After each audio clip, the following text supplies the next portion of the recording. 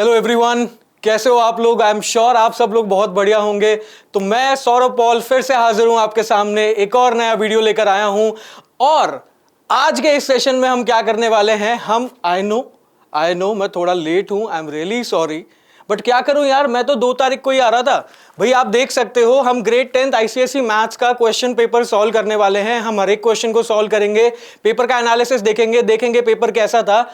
जानता हूं मैं लेट हूं, मैंने सॉरी ऑलरेडी आपको बोल दिया है। 2 मार्च को हमारा पेपर हो गया था और मैं 2 मार्च को ही आने वाला था, लेकिन क्या करूं यार, आने से पहले अभिषेक सर मैथ्स वाले जानते ही हो आप, उन्होंने मेरे को रंग लगा दिया। उसके बाद छुट्टी हो गई, उसके बाद आज मैं आया हूं। तो यार बुरा ना मानो, होली बोल के वो चले गए मेरे को रंग लगा के, तो मैं क्या करता, मेरे को नहाने जाना पड़ा सीधा। तो दैट इज वाई थोड़ा सा लेट हो गया है, I am sorry, but we are here, we are back. जल्दी से इस पेपर का सॉल्यूशन करते हैं, देखते हैं कैसे क्वेश्चंस थे, चेक करते हैं कैसी पेपर की डिफिकल्टी थी, हर एक क्वेश्चन को सॉल्व करेंगे। तो बिना किसी वेट के, बिना किसी देरी के आप भी बैठ जाओ आराम से, कुछ खाने पीने का सामान साथ में ले लो, अपना क्वेश्चन पेपर उठा लो और चेक करते रहो भाई कितने क्वेश्चन सही हुए हैं, कितने क्वेश्चन गलत हुए हैं। इसके अलावा कोई भी डाउट रहेगा मन में, कोई भी शंका आशंका किंतु परंतु, कॉमेंट्स में लिखो, आई विल बी देयर। आपके क्वेश्चंस का जवाब आपको जरूर मिलेगा, राइट। तो शुरू करते हैं सबसे पहले क्वेश्चन के साथ, सबसे पहले सेक्शन के साथ। तो आते हैं भाई, स्टार्ट करते हैं क्वेश्चन नंबर 1 के फर्स्ट पार्ट से। क्वेश्चन क्या कहता है? क्वेश्चन मेरे को कह रहा है सर कि सर x+3, 1, 3x - 7 एंड -5 जो है किसमें है? प्रोपोर्शन में है। तो बताओ x की वैल्यू क्या होगी? भाई बहुत सिंपल है, अगर 4 वैल्यूज प्रोपोर्शन में होती हैं a b c and d, तो हमने बोला था कि सर a/b किसके इक्वल हो जाएगा? c/d के, राइट। तो जल्दी से वैल्यूज रख दो। आओ सर वैल्यूज रख देते हैं। तो ये हो जाएगा x+3 upon 1 that is equal to 3x - 7 upon -5। कुछ नहीं करना, इसको सॉल्व करना है। क्या करेंगे? क्रॉस मल्टीप्लाई, आ जाओ कर लेते हैं भाई। 1 की मल्टीप्लाई यहां पे कोई फर्क नहीं पड़ेगा, -5 की मल्टीप्लाई यहां करते हैं तो ये हो जाएगा माइनस का 5x माइनस का 15 that is equal to 3x - 7। मुझे दिख रहा है -5x वहां ले जाओ, 7 यहां ले आओ, तो ये हो गया 7 - 15 that is equal to 3x + 5x। अब 7 में से माइनस होंगे 15 तो आता है मेरे पास माइनस का 8 और ये हो गया 8x। तो x की वैल्यू मेरे पास आ गई भाई कितनी? -1। भाई बहुत ही सिंपल सा क्वेश्चन था, ए ऑप्शन हमारा करेक्ट आंसर हो जाएगा यहां पे। पहला क्वेश्चन आई एम श्योर सभी बच्चों ने आराम से सॉल्व कर लिया होगा, राइट। बहुत ही इजी क्वेश्चन था। चलते हैं आगे, बहुत बढ़िया, आगे चलते हैं, नेक्स्ट क्वेश्चन देखते हैं। क्वेश्चन में क्या कह रहा है? क्वेश्चन में कह रहा है सर एक रेफ्रिजरेटर की जो मार्क्ड प्राइस थी वो कितनी थी? 12,000। ठीक है भाई, मार्क प्राइस कौन सी होती है? सर आपने उस पर देखा होगा ना, टैग लगा होता है, जैसे शर्ट या जैकेट खरीदने जाओगे तो वहां टैग लगा होगा, ऐसे ही रेफ्रिजरेटर पे एक टैग पेस्ट होता है, उस पर लिखा है प्राइस कितनी? 12,000। अब कस्टमर ने जीएसटी कितना पे किया? सर टैक्स तो देना ही पड़ेगा, सरकार को टैक्स देते हैं हम कितना? 2160 रुपए, 2160 रुपीज। तो जल्दी से चेक कर लेते कि सर कितने % जीएसटी दिया, कितने % जीएसटी दिया है। सर मैं कैसे निकालूंगा कितना जीएसटी दिया? सर 2160 किस वैल्यू पे दिया? सर 12,000 पे। और क्योंकि परसेंटेज की बात हो रही है तो मल्टीप्लाई कर देंगे किससे? 100 से। भाई देखो कुछ कैंसिल हो रहा है, बिल्कुल हो रहा है सर, 0 से 0 गया और ये 2 0 से ये 2 0 गए। भाई 12 की टेबल से डायरेक्ट जाना चाहिए, वैल्यूज को देखो, जाएगा जाएगा जाएगा जाएगा, राइट। 12 1 12 कितने बच गए? 9, 96 जाता है सीधा सीधा 8 टाइम्स, तो मेरे पास आंसर आ गया 18%। भाई बहुत ही सिंपल क्वेश्चन, कुछ भी नहीं था क्वेश्चन में, डायरेक्टली हमें परसेंटेज निकालना था कि भाई 12,000 का कितना % है? 2160। तो हमने निकाल लिया सर 18% है, सी ऑप्शन हमारा करेक्ट आंसर हो गया। बहुत ही simple question, I am sure सबने कर लिया होगा। चलते हैं आगे, देखते हैं नेक्स्ट क्वेश्चन। थर्ड क्वेश्चन कह रहा है सर मोड निकालना है। मोड़े मत पढ़ लेना, कोई मोड़े नहीं है, ये क्या है? मोड निकालना है। मोड निकालने वाले क्वेश्चन में क्या होता है? Mode is that particular value और observation which has occurred the maximum number of times और which has the maximum frequency. तो ऐसी वैल्यू जिसकी फ्रीक्वेंसी क्या हो? मैक्सिमम हो, वो क्या हो जाएगा हमारे लिए? मोड हो जाएगा, मोडे नहीं होगा, राइट। तो मुझे यहां पे क्लियरली दिख रहा है कि सर 9 जो वैल्यू है, 9 जो एक ऑब्जर्वेशन है वो 3 बार आ रही है।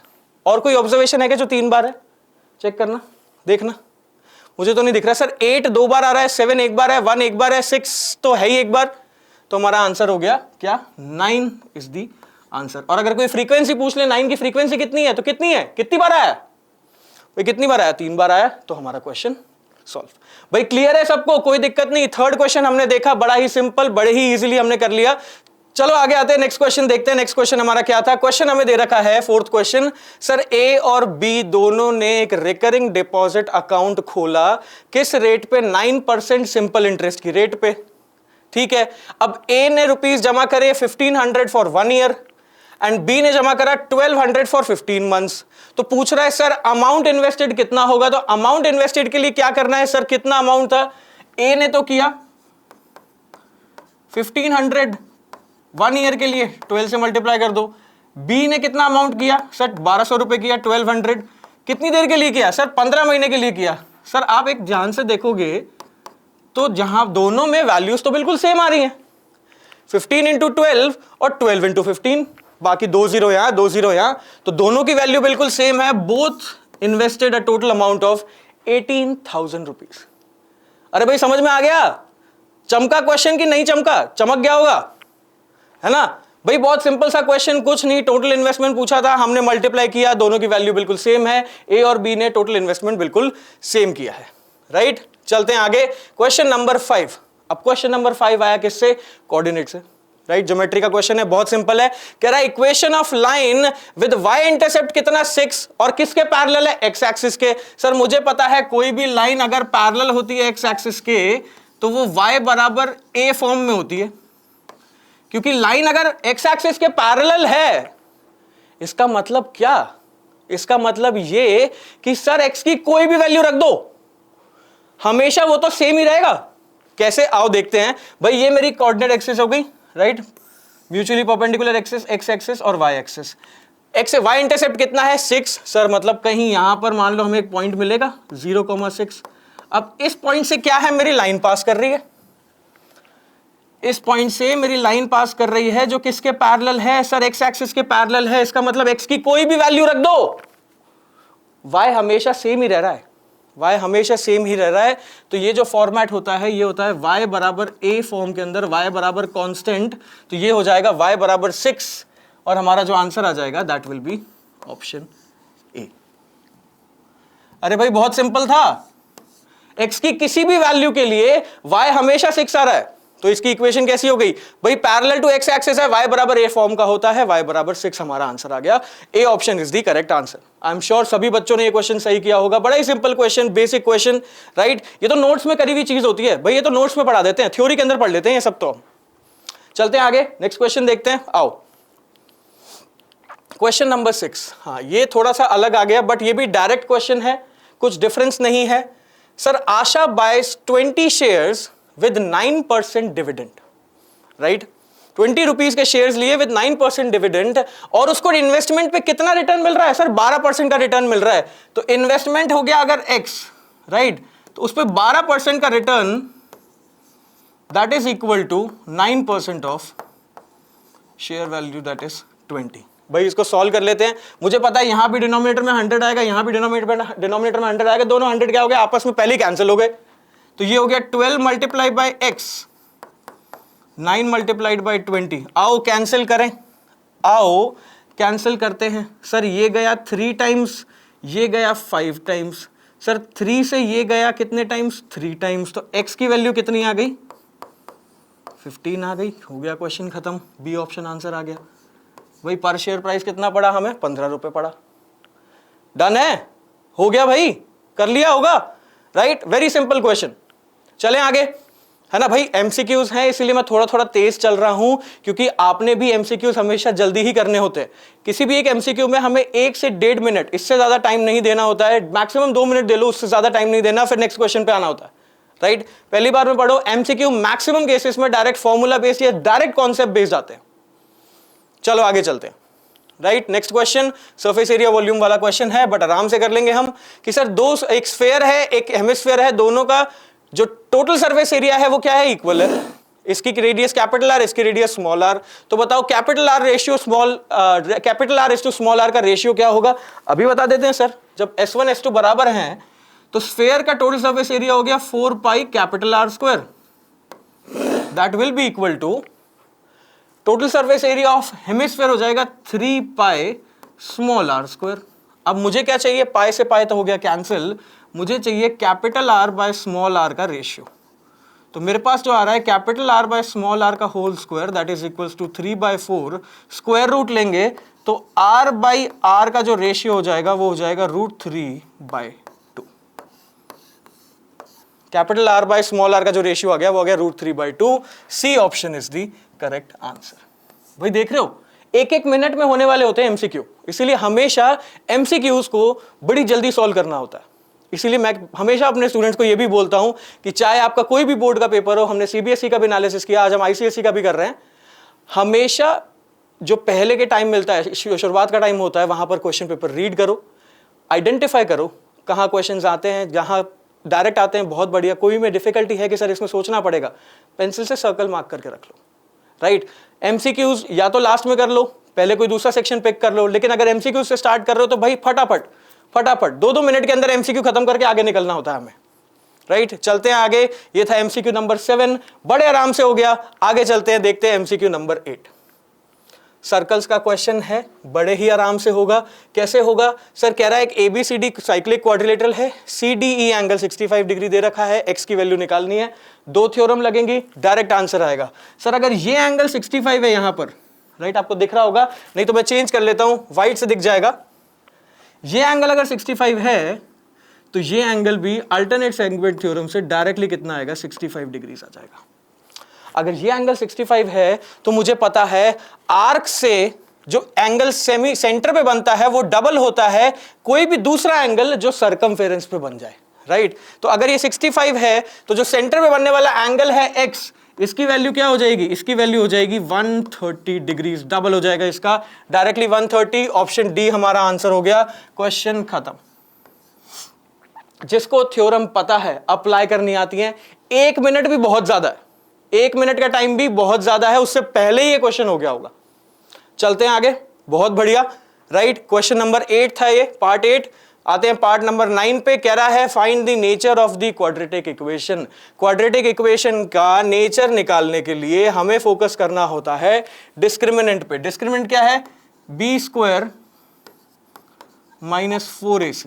चलो वैल्यू निकालते हैं, b² हो जाएगा -6 का स्क्वायर, -4 टाइम्स ऑफ a की वैल्यू कितनी है 3, c की वैल्यू -3, आ तो पॉजिटिव रहा है, बहुत बढ़िया, 6 का square 36, right, 3 3s are 9, 9 4s are 36, but ये भी प्लस का, तो ये हो गया 72।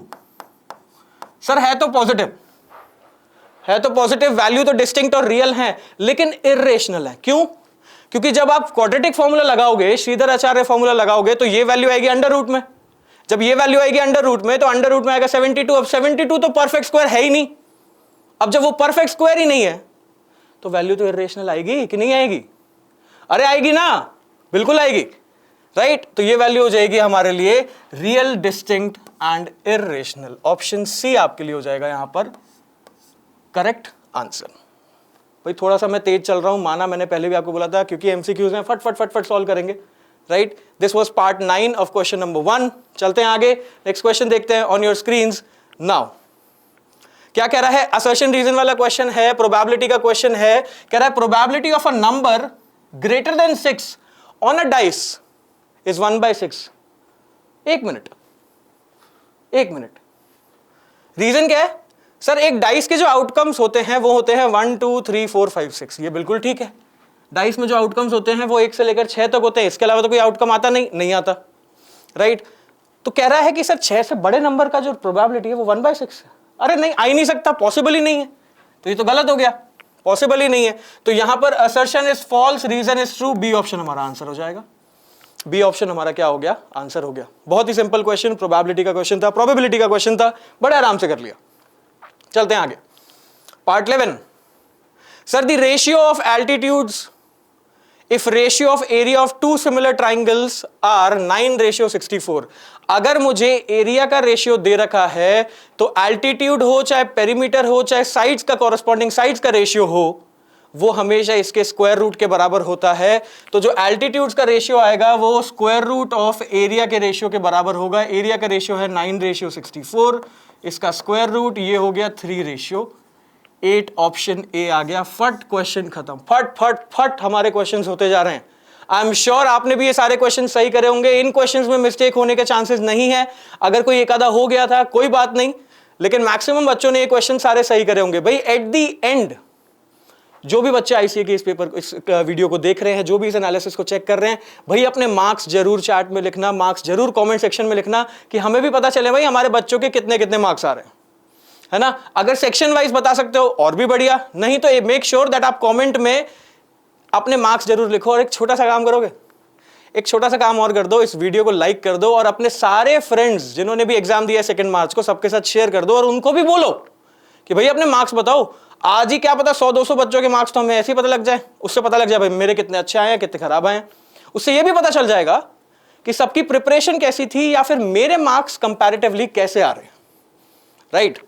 चलो जरूर से करना, वीडियो को लाइक करो, शेयर करो, अपने फ्रेंड्स के साथ शेयर करो और उनको भी बोलो कि अपने मार्क्स कमेंट सेक्शन में लिख दें। चलते हैं आगे, हम लोग देखते हैं पार्ट 12। कह रहा है what must be added to this polynomial so that it is divisible by x+2, right. इस पॉलिनोमियल में मैं ऐसा क्या ऐड करूं सो दैट ये x+2 से डिवाइड हो जाए कंप्लीटली, मतलब रिमाइंडर 0 आ जाए। रिमाइंडर 0 कब आ जाए? जब मैं x की जगह पे क्या रखूंगा? -2। रिमाइंडर 0 कब क्या आ जाए? जब मैं x की जगह पे क्या रखूंगा? -2। तो मेरा जो पॉलिनोमियल हो जाएगा वो हो जाएगा x³ + 7x² + 3x + 2। इसमें ऐसा क्या ऐड करूं सो दैट मेरा रिमाइंडर क्या आ जाए? 0 आ जाए। कब? जब x बराबर -2 हो, एट x = -2। रख देते हैं वैल्यू, बड़ा सिंपल क्वेश्चन है, कुछ नहीं करना, वैल्यू रखनी है। भाई -2 का क्यूब होता है -8, ये हो जाएगा 7 × 4। भाई -2 × 3 हो गया -6 + 2 + k that is equal to 0। अब इसको हम सॉल्व कर लेते हैं। -8 और -6 ये हो गया -14, ये हो गया 28 + 2 दैट इज 30 + k = 0। ये आ गया 16 + k = 0। तो यहां से मेरे पास जो k की वैल्यू आ रही है दैट इज -16। मतलब इस पॉलिनोमियल में -16 आप ऐड कर दो। कितना? -16 ऐड कर दो तो क्या होगा? ये जो पॉलिनोमियल है वो कंप्लीटली डिविजिबल होगा x+2 से। k की वैल्यू आ गई -16। B option is the correct answer. I am sure आप सबने कर लिया होगा, कहीं पे भी कोई प्रॉब्लम नहीं है। आगे चलते हैं, कंटिन्यू करते हैं, नेक्स्ट पार्ट देखते हैं। आओ पार्ट नंबर 13। कह रहा है in a given triangle AOB is a right angle triangle. बहुत बढ़िया, O पे 90 डिग्री बन रहा होगा। And C is the midpoint of AB। Midpoint का फॉर्मूला पता है, अगर C के कोऑर्डिनेट्स पूछेगा तो बड़े आराम से निकाल सकते हैं। The coordinates of the point which is equidistant from the 3 vertices is of triangle AOB। भाई सर्कम सर्कल क्या करते हैं? Perpendicular bisector. अरे ड्रॉ करोगे तो इसका ऐसा पॉइंट जो तीनों वर्टेक्स पॉइंट से सेम डिस्टेंस पे होगा वो होता है हाइपोटेनियस का मिड पॉइंट। मतलब हम C की ही बात कर रहे हैं।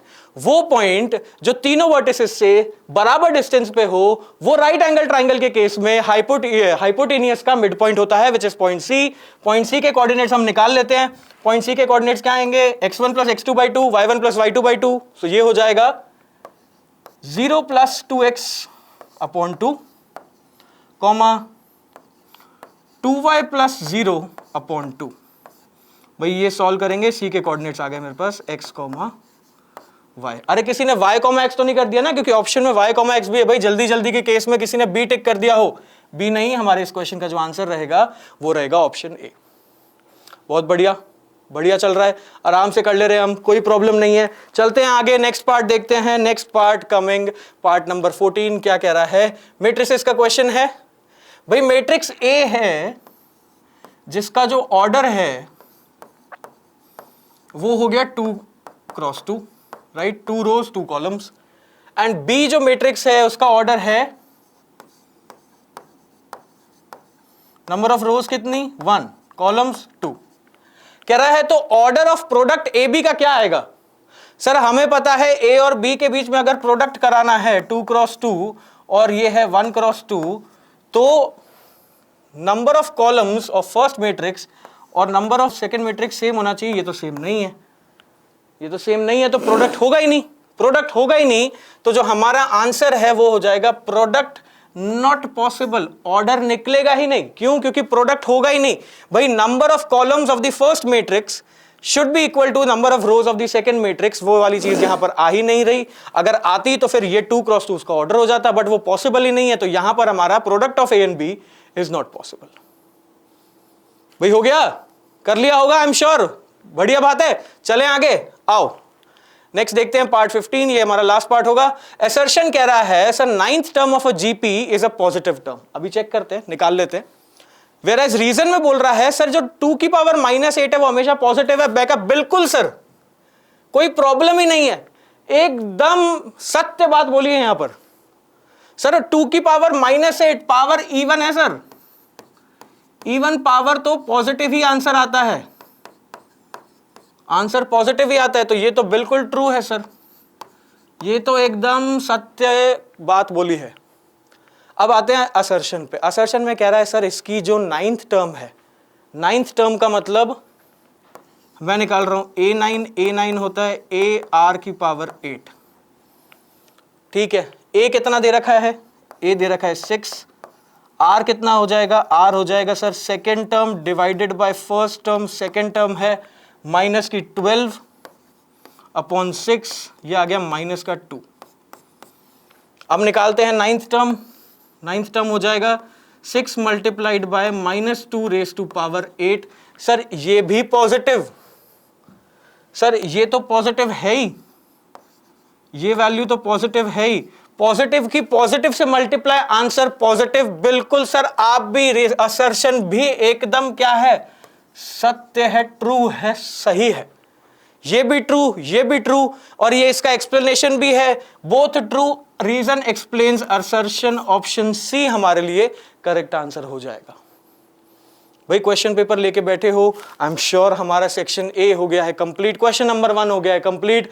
15 पार्ट थे, सबने कर लिए हैं। जल्दी से कमेंट सेक्शन में बता दो कितने मार्क्स आ रहे हैं, राइट कितने बच्चों के 15 में से 15 हैं, कितने बच्चों के कितने मार्क्स आ रहे हैं, जल्दी से मेरे को यहां पे बता दो। हाँ जी, चलो सेकंड क्वेश्चन पे आते हैं। फर्स्ट क्वेश्चन कर लिया होगा, सेकंड क्वेश्चन से शुरू करते हैं। क्वेश्चन कह रहा है first part, the fourth and the 7th term of an AP are 60 and 114, first term निकालना है, कॉमन डिफरेंस निकालना है, S10 निकालना है। चलो शुरू करते हैं। सबसे पहले 7th टर्म दे रखी है 114, 7th टर्म होती है a प्लस कितने d सर 6d, ये हो गया 114। सर नेक्स्ट क्या दे रखा है, 4th term is 60, sir 4th term क्या होता है a प्लस कितने d 3d, ये हो गया 60। दोनों को करेंगे माइनस, ये कैंसिल, 6 में से 3 गए तो ये आ गया 3d, ये हो गया 54। सॉल्व करेंगे तो d की वैल्यू मेरे पास आ रही है 3 1 जा 3 है ना, 24 जाता है 8 टाइम्स, d की वैल्यू आ गई 18। आओ d की वैल्यू पुट करते हैं, 18 इंटू 3 कितना होता है, 18 इंटू 3 हो जाता है हमारा 54, माइनस करेंगे तो a की वैल्यू आ गई मेरे पास 6। अब a की वैल्यू आ गई, d की वैल्यू आ गई, कुछ नहीं करना, क्या करना है, सम ऑफ n टर्म्स निकालना है सेकंड पार्ट के लिए। आओ सॉल्व कर लेते हैं, ये हमारा फर्स्ट पार्ट सॉल्व हो गया है। सेकंड पार्ट के लिए S10 निकालना है, S10 will be 10 upon 2, 2 times of a that is 12 plus 10 minus 1 into d। इसको सॉल्व कर लेंगे तो हमारे पास आंसर आ जाना चाहिए। आओ भाई सॉल्व कर लेते हैं, ये हो गया 5, ये हो गया 12, ये हो गया 9, तो 10 टाइम्स होता है 180, उसमें से 18 माइनस करेंगे तो आ जाएगा 162। 162 में 12 ऐड हो गया तो ये आ गया 174। इसको मल्टीप्लाई करना है 5 से, 5 4 से 20, 2 35 37, 3 5 और 3 हो गया 870। वही चेक कर लेते हैं, 5 4 हो गया 20, 2 कैरी 35 एंड 2 37, 3 कैरी 5 1 5 और 3 870 हमारे पास आंसर आ गया। एपी का बड़ा ही सिंपल सा question, right. I am sure सब बच्चों ने कर लिया होगा। जहां तक मैं देख पा रहा हूं मैक्सिमम क्वेश्चंस अभी तक कुछ भी ऐसे डिफिकल्ट आए नहीं। चलते हैं आगे, नेक्स्ट क्वेश्चन देखते हैं, राइट। बिना किसी वेट के चेक करते रहो, अपने आंसर्स चेक करते रहो। कहीं पे गड़बड़ है, कहीं पे लग रहा है कि यार मेरा अलग आ रहा था लेकिन मैं श्योर हूं मेरा आंसर सही है, वहां वीडियो को पॉज करो, अपने क्वेश्चन को खुद से दोबारा सॉल्व करो, क्रॉस चेक करो, राइट। अगर कहीं गड़बड़ है कमेंट सेक्शन में लिखो, नहीं है बहुत बढ़िया, चलते रहो आगे, मार्क्स लिखते रहो अपने, चलते रहो, right. Next question, again matrices का क्वेश्चन है, कह रहा है ए मैट्रिक्स ये दे रखी है, बी मैट्रिक्स 2x2 की है, प्रोडक्ट पॉसिबल है। सर स्मॉल ए स्मॉल बी की वैल्यू निकालनी है, अगर दोनों का जो प्रोडक्ट है वो ये आ रहा है, प्रोडक्ट निकाल लेते हैं, प्रोडक्ट निकाल लेते हैं, कोई दिक्कत नहीं है भाई। रो की मल्टीप्लाई कॉलम से हमें को पता है क्या रूल है, 3 इंटू -1 हो गया माइनस का 3, राइट, फिर 1 इंटू 3 हो गया प्लस का 3, राइट। चलो आते हैं सेकंड पे, 3 इंटू ए हो गया 3a, राइट, 3 इंटू -5 हो गया -5, सॉरी 1 इंटू -5 हो गया -5। नेक्स्ट आते हैं 5 इंटू -1 इज माइनस का 5 एंड 3 इंटू 3 हो गया +9। नेक्स्ट आते हैं 5 इंटू ए हो गया 5a एंड 3 इंटू -5 हो गया माइनस का 15। Now this should be equal to the product given in the question, that is b 7 4 और 5। भाई चेक करते हैं हमारा आंसर ठीक आ रहा है कि नहीं आ रहा। भाई -5 + 9 तो 4 हो रहा है, ये पार्ट तो ठीक है। चलो ये 0 आ रहा है, -3 + 3 हो गया 0, तो b की जो वैल्यू मेरे पास यहाँ पे आ रही है दैट इज -3 + 3, तो b इक्वल टू हो गया 0। कॉरस्पॉन्डिंग एलिमेंट्स को हम क्या कर रहे हैं, इक्वेट कर रहे हैं। अब देखते हैं a के लिए क्या करें। a के लिए भाई इन दोनों को इक्वेट कर दो, so 3a -5 that is equal to 7, -5 वहां जाएगा, हो जाएगा 12, 3a बराबर 12, तो a बराबर आ गया 4। क्रॉस चेक करना है, a की वैल्यू क्रॉस चेक करना है, यहां रख के देखो, 5 4 से 20, 20 - 15 होता है 5, यहां आ रही है 5, बिल्कुल ठीक है, कोई प्रॉब्लम ही नहीं है, आराम से हमारा क्वेश्चन डन है। अरे भाई क्लियर है ना, कोई प्रॉब्लम तो नहीं है यहां तक? अगर है कॉमेंट सेक्शन में लिखो, अपनी दुविधा बताओ, दुविधा का समाधान हम देंगे भाई, कोई प्रॉब्लम नहीं है उस चीज में, है ना। चलते आगे। अब तो होली भी नहीं आ रही, अब तो सर को कोई रंग भी नहीं लगा सकता, सर नहाने भी नहीं जाएंगे, है ना, यहीं बैठा हूं मैं भी, कोई प्रॉब्लम ही नहीं है। फटाक से आपका जो भी प्रॉब्लम होगी उसका सॉल्यूशन, उसका रिस्पांस कमेंट सेक्शन में देना, मेरी जिम्मेदारी। आप लोग कमेंट डालो, आंसर मैं दूंगा। चलते हैं आगे। नेक्स्ट क्वेश्चन, अरे देखते ही पता चल गया, ये तो बहुत बार करा है, अल्टरनेट सेगमेंट थ्योरम से डायरेक्ट हो जाता है। अगर अल्टरनेट सेगमेंट थ्योरम नहीं लगा पा रहे हो तो भी ये क्वेश्चन कर सकते हैं, बट थोड़ा सा लंबा हो जाता है, बहुत सारे एंगल्स आ जाते हैं। उस केस में क्या करना, ओ और बी को जोड़ना, ये एक इक्विलेटरल ट्रायंगल जैसी कुछ कंडीशन, आइसोसेलेस ट्रायंगल जैसी कंडीशन आ जाएगी, बहुत सारे एंगल इधर उधर निकालने पड़ते हैं, कर सकते हो। लेकिन आओ चेक करते हैं क्या वैल्यूज दे रखी है। कह रहा है ओ इसका सेंटर है, ठीक है, डी ई एक टेंजेंट है पॉइंट बी पे, बहुत बढ़िया। एंगल ए डी बी की वैल्यू 32 डिग्री दे रखी है, कोई बात नहीं। एक्स और वाई की वैल्यू निकालनी है, आओ चेक करते हैं। अच्छा हाइलाइटर का कलर ही गड़बड़ ले लिए हम लेते हैं ब्लू कलर। सर ये टेंजेंट है ना, ये कॉर्ड हो गई। अगर ये एंगल y है तो ये एंगल भी कितना आएगा, y आएगा। और यही टेंजेंट है, ये कॉर्ड है, तो ये एंगल अगर x है तो ये भी कितना आएगा, x आएगा, राइट। तो जल्दी से वैल्यूज लिख लेते हैं, आओ। सर ये एंगल y था तो ये एंगल भी कितना आएगा, ओहो फिर से हाइलाइटर ही रह गया, पेन पे आओ, पेन पे। ये वैल्यू कितना आएगा, ये एंगल आएगा y और ये एंगल यहां पे आ जाएगा x। अब देखो क्या वैल्यूज निकल के आती हैं। मुझे दिख रहा है सर एक्सटीरियर एंगल प्रॉपर्टी, ये ट्राइंगल है, triangle DCB, exterior angle is the sum of two opposite interior angle, 32 + x बराबर y, सो y बराबर 32 + x, ठीक है। एक इक्वेशन यहां से आ गई मेरे पास। Second equation, sir angle in semicircle is 90, ये एंगल 90 है और ये स्ट्रेट लाइन है, ये पूरी स्ट्रेट लाइन है, ये एंगल 90 है, तो x + 90 + y कितना हो जाएगा सर, स्ट्रेट लाइन 180 डिग्री हो जाएगा। x + 90 + y is equal to 180, तो दूसरी इक्वेशन आ गई मेरे पास, x + y बराबर 90। यहां पे y की जगह पे रख दो 32 + x, तो ये हो जाएगा 2x + 32 that is equal to 90, तो 2x हो गया, 90 में से 30 गए 6, ये हो गया 58। हाफ करेंगे तो ये कितना आ जाएगा भाई, ये हो गया 229। x आ गया मेरे पास 29 डिग्रीज। वैल्यू पुट करो यहां पर, x की जगह पे पुट करो, y बराबर 32 + 29 राइट, 9 2 11 और ये 6, 61 डिग्री आ गई y की वैल्यू। सम कितना है? 90 है, बिल्कुल ठीक है, कोई प्रॉब्लम ही नहीं। फिगर इसके बिना भी सॉल्व हो सकता है, कैसे? आओ थोड़ा सा हिंट दे देता हूं, इसको ज्वाइन कर दो, राइट, इसको ज्वाइन कर दिया तो यहां पर y है, ये 90 माइनस वाई, ये 90 माइनस वाई, तो ये फिर से y आ जाएगा। ये दोनों लाइंस जब इक्वल है तो ये y और ये भी y, तो ये x है, ये x फिर से y के इक्वल हो जाएगा, सॉरी 90 माइनस वाई के इक्वल हो जाएगा। बड़े आराम से क्वेश्चन हो सकता है, राइट। फिर वहां से वही एक्सटीरियर एंगल प्रॉपर्टी लगाओ, y की वैल्यू आ जाएगी, x की वैल्यू आ जाएगी, दोनों खत्म, काम कर लेंगे। अरे हो जाएगा, हो जाएगा, मुझे पता है, बिल्कुल हो जाएगा। तो चलो आगे चलते हैं, नेक्स्ट क्वेश्चन देखते हैं। नेक्स्ट क्वेश्चन हमारे पास आ रहा है भाई, थर्ड क्वेश्चन है, पार्ट ए है। तो ये दे रखा है हमें कि पॉलिनोमियल है kx cube plus 3x square minus 11x minus 6, जिसको डिवाइड करना है x प्लस 1 से, and it leaves a remainder 6। तो बताओ k की वैल्यू क्या आएगी? तो बताओ k की वैल्यू क्या होगी? कुछ नहीं करना, आप क्या करोगे, x इक्वल टू क्या रख देंगे हम, -1 रख देंगे, x इक्वल टू -1 रख देते हैं, तो ये हो जाएगा k टाइम्स ऑफ -1 का क्यूब प्लस 3 टाइम्स ऑफ -1 का square minus 11 times of -1 and -6 that is equal to 6। ये किसके इक्वल आ रहा है? 6 के इक्वल आ रहा है। भाई चलते हैं आगे, इसको सॉल्व करते हैं। अब यहां पर कह रहा है रिमाइंडर 6 था, तो हमने 6 के इक्वल कर दिया। ये हो गया माइनस का k, ये हो गया +3, माइनस माइनस प्लस का 11, माइनस का 6 दैट इज इक्वल टू 6, 3 + 11 हो गया 14, 14 - 6 हो गया 8, तो -k + 8 that is equal to 6।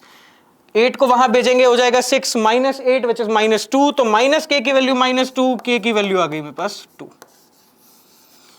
k की वैल्यू आ गई मेरे पास 2। अब जो मेरा पॉलिनोमियल है वो क्या बन गया है? मेरा जो पॉलिनोमियल हो गया वो हो गया 2x क्यूब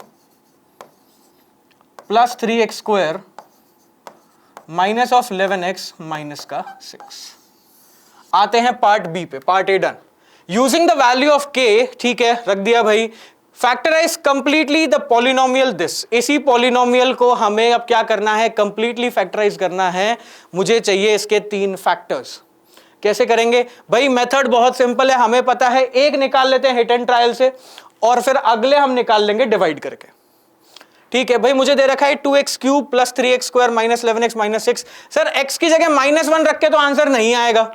क्यों? क्योंकि अभी देख लो, -1 रखोगे तो रिमाइंडर 6 है, 0 तो नहीं है। +1 रख के देखो, सर 1 और 1 ही हो गए, 2 + 3 -11 माइनस 6, नहीं, 1 से भी नहीं आ रहा। 2 रख के देखते हैं, 2 रख के देखते हैं। अगर मैंने x बराबर 2 रखा, 2 का क्यूब 8, 8 दूनी 16, स्क्वायर 4, 4 3 12, ये हो गया 28, ये हो जाएगा माइनस का 22 प्लस का 6 और माइनस का 6, बिल्कुल सर ये 0 के इक्वल आ रहा है। इसका मतलब x - 2 एक फैक्टर है। इसका मतलब x - 2 क्या है? इसका एक फैक्टर है। अगर x - 2 एक फैक्टर है तो चलो अब सॉल्व करते हैं भाई। x - 2 से अब क्या करेंगे? इस पॉलिनोमियल को करते हैं डिवाइड। पॉलिनोमियल था 2x cube plus 3x square minus का 11x माइनस का 6, आओ करें डिवाइड। डिवाइड करेंगे तो सबसे पहले डिवाइड होगा ये 2x स्क्वायर से, 2x स्क्वायर से डिवाइड किया, 2x स्क्वायर इंटू x हो गया 2x का क्यूब, ये हो गया 2 2 * 4 माइनस का 4x स्क्वायर, साइन चेंज, ये प्लस ये माइनस, ऐसे कैंसिल कर दो भाई, सबसे बड़ी टर्म हो गई यहाँ पे कैंसिल, राइट। 3 + 4 हो गया 7x स्क्वायर, बाकी रिमेनिंग एज इट इज आ जाएगा -11x माइनस ऑफ 6। ठीक है, अब किससे मल्टीप्लाई करेंगे? सर +7x लग रहा है मेरे को, तो +7x से मल्टीप्लाई कर दो, तो 7x इंटू x हो गया 7x स्क्वायर, 7 2 * 14, तो ये हो गया माइनस का 14x। साइन हो जाएंगे फिर से चेंज, ये प्लस का ये माइनस का, साइन चेंज कर दो डिवाइड, ये हो गया कैंसिल, ये आ गया 3x माइनस का 6। किससे मल्टीप्लाई करेंगे? मुझे लग रहा है सर 3 से कर दो, 3 इंटू x हो गया 3x एंड 3 इंटू -2 हो गया माइनस का 6, ये हो जाएगा कैंसिल, प्लस माइनस कैंसिल, ये आ गया 0। फैक्टराइज करके जो मेरे पास पॉलिनोमियल आ रहा है, जो क्वाड्रेटिक आ रहा है, जो क्वेश्चन है, that is 2x square plus 7x plus 3।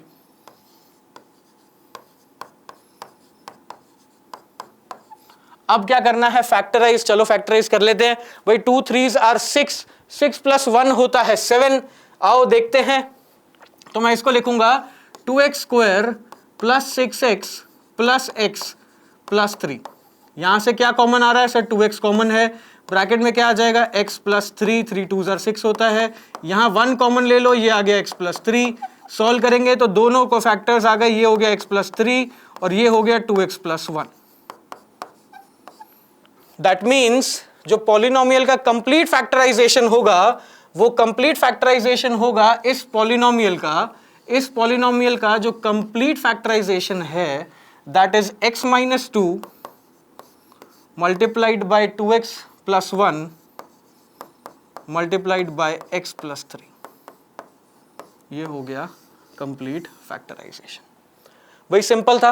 I am sure हम ये चीज क्लास 9th में ही सीख लेते हैं ओलंपियाड्स प्रिपरेशन में। जैसे कि आपको पता होगा क्लास 9th के अंदर ही पॉलिनोमियल्स के डिस्कशन के अंदर हम लॉन्ग डिवीजन मेथड और फैक्टराइजेशन कैसे करना है वो कंप्लीटली सीख लेते हैं। तो आई एम श्योर ये क्वेश्चन आप सबने कर लिया होगा। ऑलराइट, चलते हैं आगे, नेक्स्ट क्वेश्चन देखते हैं। क्वेश्चन नंबर 3 का पार्ट ए था ये। अब आते हैं पार्ट बी पे। चलो, कॉम्बिनेशन ऑफ सॉलिड दिख रहा है मुझे।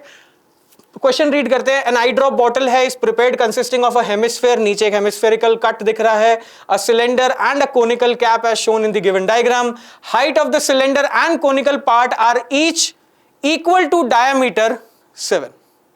सर जो हाइट है सिलेंडर की और कोनिकल पार्ट दोनों की हाइट इक्वल है किसके? डायमीटर के, विच इज 7 सेंटीमीटर। आओ बना लेते हैं। सर अगर मेरे पास ये फिगर है तो मेरा जो डायमीटर है वो है 7। डायमीटर अगर 7 सेंटीमीटर है, रेडियस हो जाएगी 3.5। कह रहा है दोनों की हाइट भी कितनी है? 7 सेंटीमीटर। सिलेंडर की हाइट 7 सेंटीमीटर और जो ये कॉनिकल पार्ट है ऊपर, इसकी हाइट भी कितना? 7 सेंटीमीटर। ठीक है, कोई दिक्कत नहीं। अच्छा, यहां जो डायमीटर होगा वही डायमीटर यहां भी आएगा, ये चीज तो समझो ना, फिगर सिमेट्रिक है पूरा।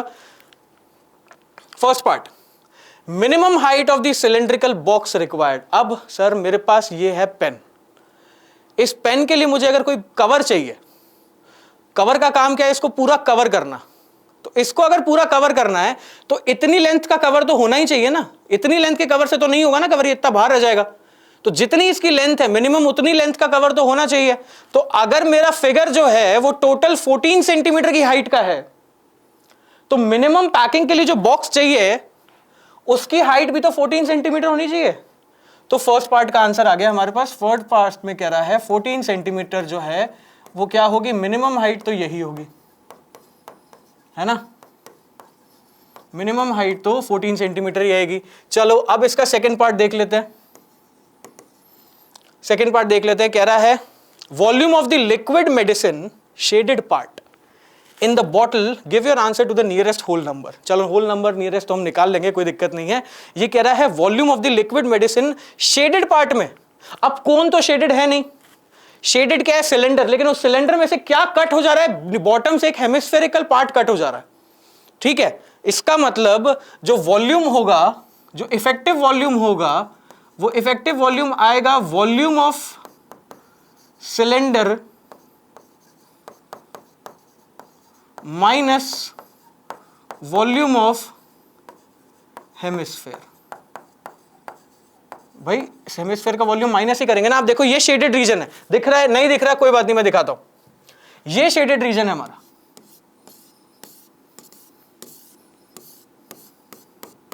ये शेडेड रीजन है। इसका मतलब इस सिलेंडर में से मैंने बॉटम से एक हेमिस्फेयर कट करके निकाल रखा है ना। तभी मैंने क्या कर दिया? उसका वॉल्यूम माइनस कर दिया। आओ वैल्यूज पुट करते हैं। सिलेंडर का volume pi R square H, अरे हाँ, pi R square H, minus करेंगे किसका वॉल्यूम? हेमिस्फेयर का वॉल्यूम ये होता है 2/3 पाई आर क्यूब। ठीक है, कुछ कॉमन आ रहा है sir, pi R square common है, पाई आर स्क्वायर कॉमन ले लो तो ब्रैकेट में आ गया h माइनस 2/3 आर। वैल्यूज रख देते हैं। वैल्यूज रखने से क्या होगा? पाई की value 22/7, R square that means 7/2 रख रहा हूं मैं क्योंकि यार कैंसिल हो जाएगा इजीली। ब्रैकेट में आ जाएगा h माइनस 2/3 आर। h हो गया कितना? h की वैल्यू होगी 7 माइनस 2/3 इंटू 7/2। भैया कैंसिल हो गया, 2 से 2 हो गया 7/3। 7 में से 7/3 गए तो 2/3 टाइम्स 7 बचता है ना, 1 में से 1/3 जाएगा तो 2/3 आएगा ना, तो 2/3 × 7 हो जाएगा यहाँ पर। तो कर लोगे इसको सॉल्व, आई एम श्योर। बाकी सारी चीजें हमने यहाँ पे रख ली हैं, इसको सॉल्व कर लेना। सेंटीमीटर क्यूब में वॉल्यूम आता है, ये चीज का याद रखना। यूनिट लगाना बहुत जरूरी है, बिना यूनिट के नंबर कटते हैं, राइट। कर लिया होगा आपने। चलते हैं नेक्स्ट क्वेश्चन। आओ नेक्स्ट क्वेश्चन देखते हैं। नेक्स्ट क्वेश्चन हमें दे रखा है क्वेश्चन नंबर 3, थर्ड पार्ट। अच्छा, कंपास और रूलर का यूज करना है। कंस्ट्रक्शन का क्वेश्चन आ गया है भाई। कंस्ट्रक्शन का क्वेश्चन बहुत ही इजी, सबने कर लिया होगा, मैं मान के चल रहा हूं।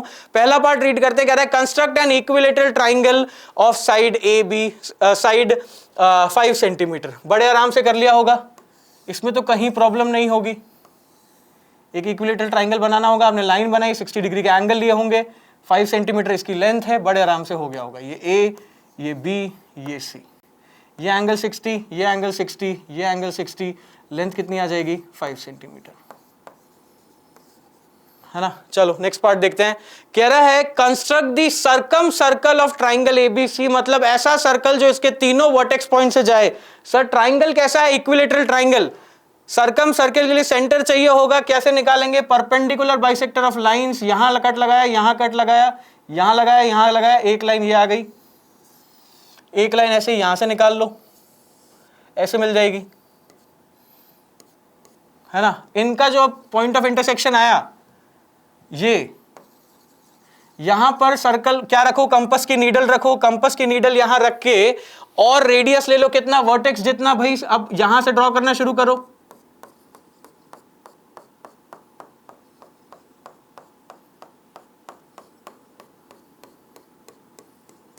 अब मान रहा हूं ये सर्कल नहीं लग रहा होगा, लेकिन ये सर्कल है मेरे लिए, ये सर्कल है ना, दिख रहा होगा आपको भाई। ये सर्कल ड्रॉ हो गया, सर्कम सर्कल। अब आते हैं नेक्स्ट पार्ट पे। नेक्स्ट पार्ट में कह रहा है कि sir construct the locus of a point which is equidistant from A B and B सी।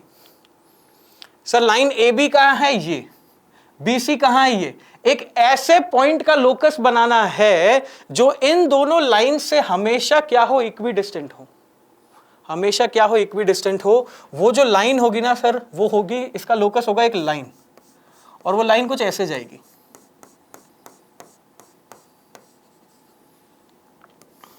वो लाइन मेरी कुछ इस तरीके से निकलेगी। अब ये लाइन क्या है? ये लाइन क्या है सर? ये लाइन है एंगल बाइसेक्टर। ये लाइन है एंगल बाइसेक्टर। ये लाइन हो गई एंगल बाइसेक्टर, आ गई, ठीक है।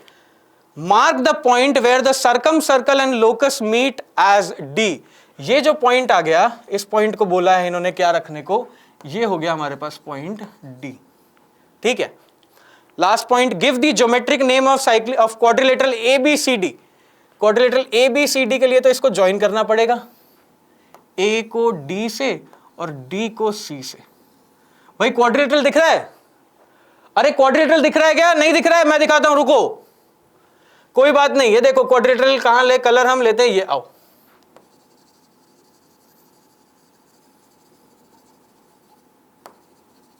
दिख गया भाई। ये आ गया ए से डी, डी से सी, और सी से हम आ गए वापस पॉइंट बी पे।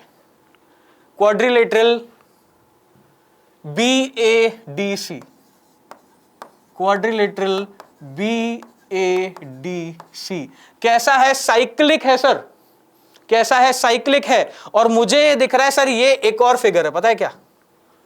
ये कैसा क्वाड्रिलेटरल है? ये साइक्लिक क्वाड्रिलेटरल तो है,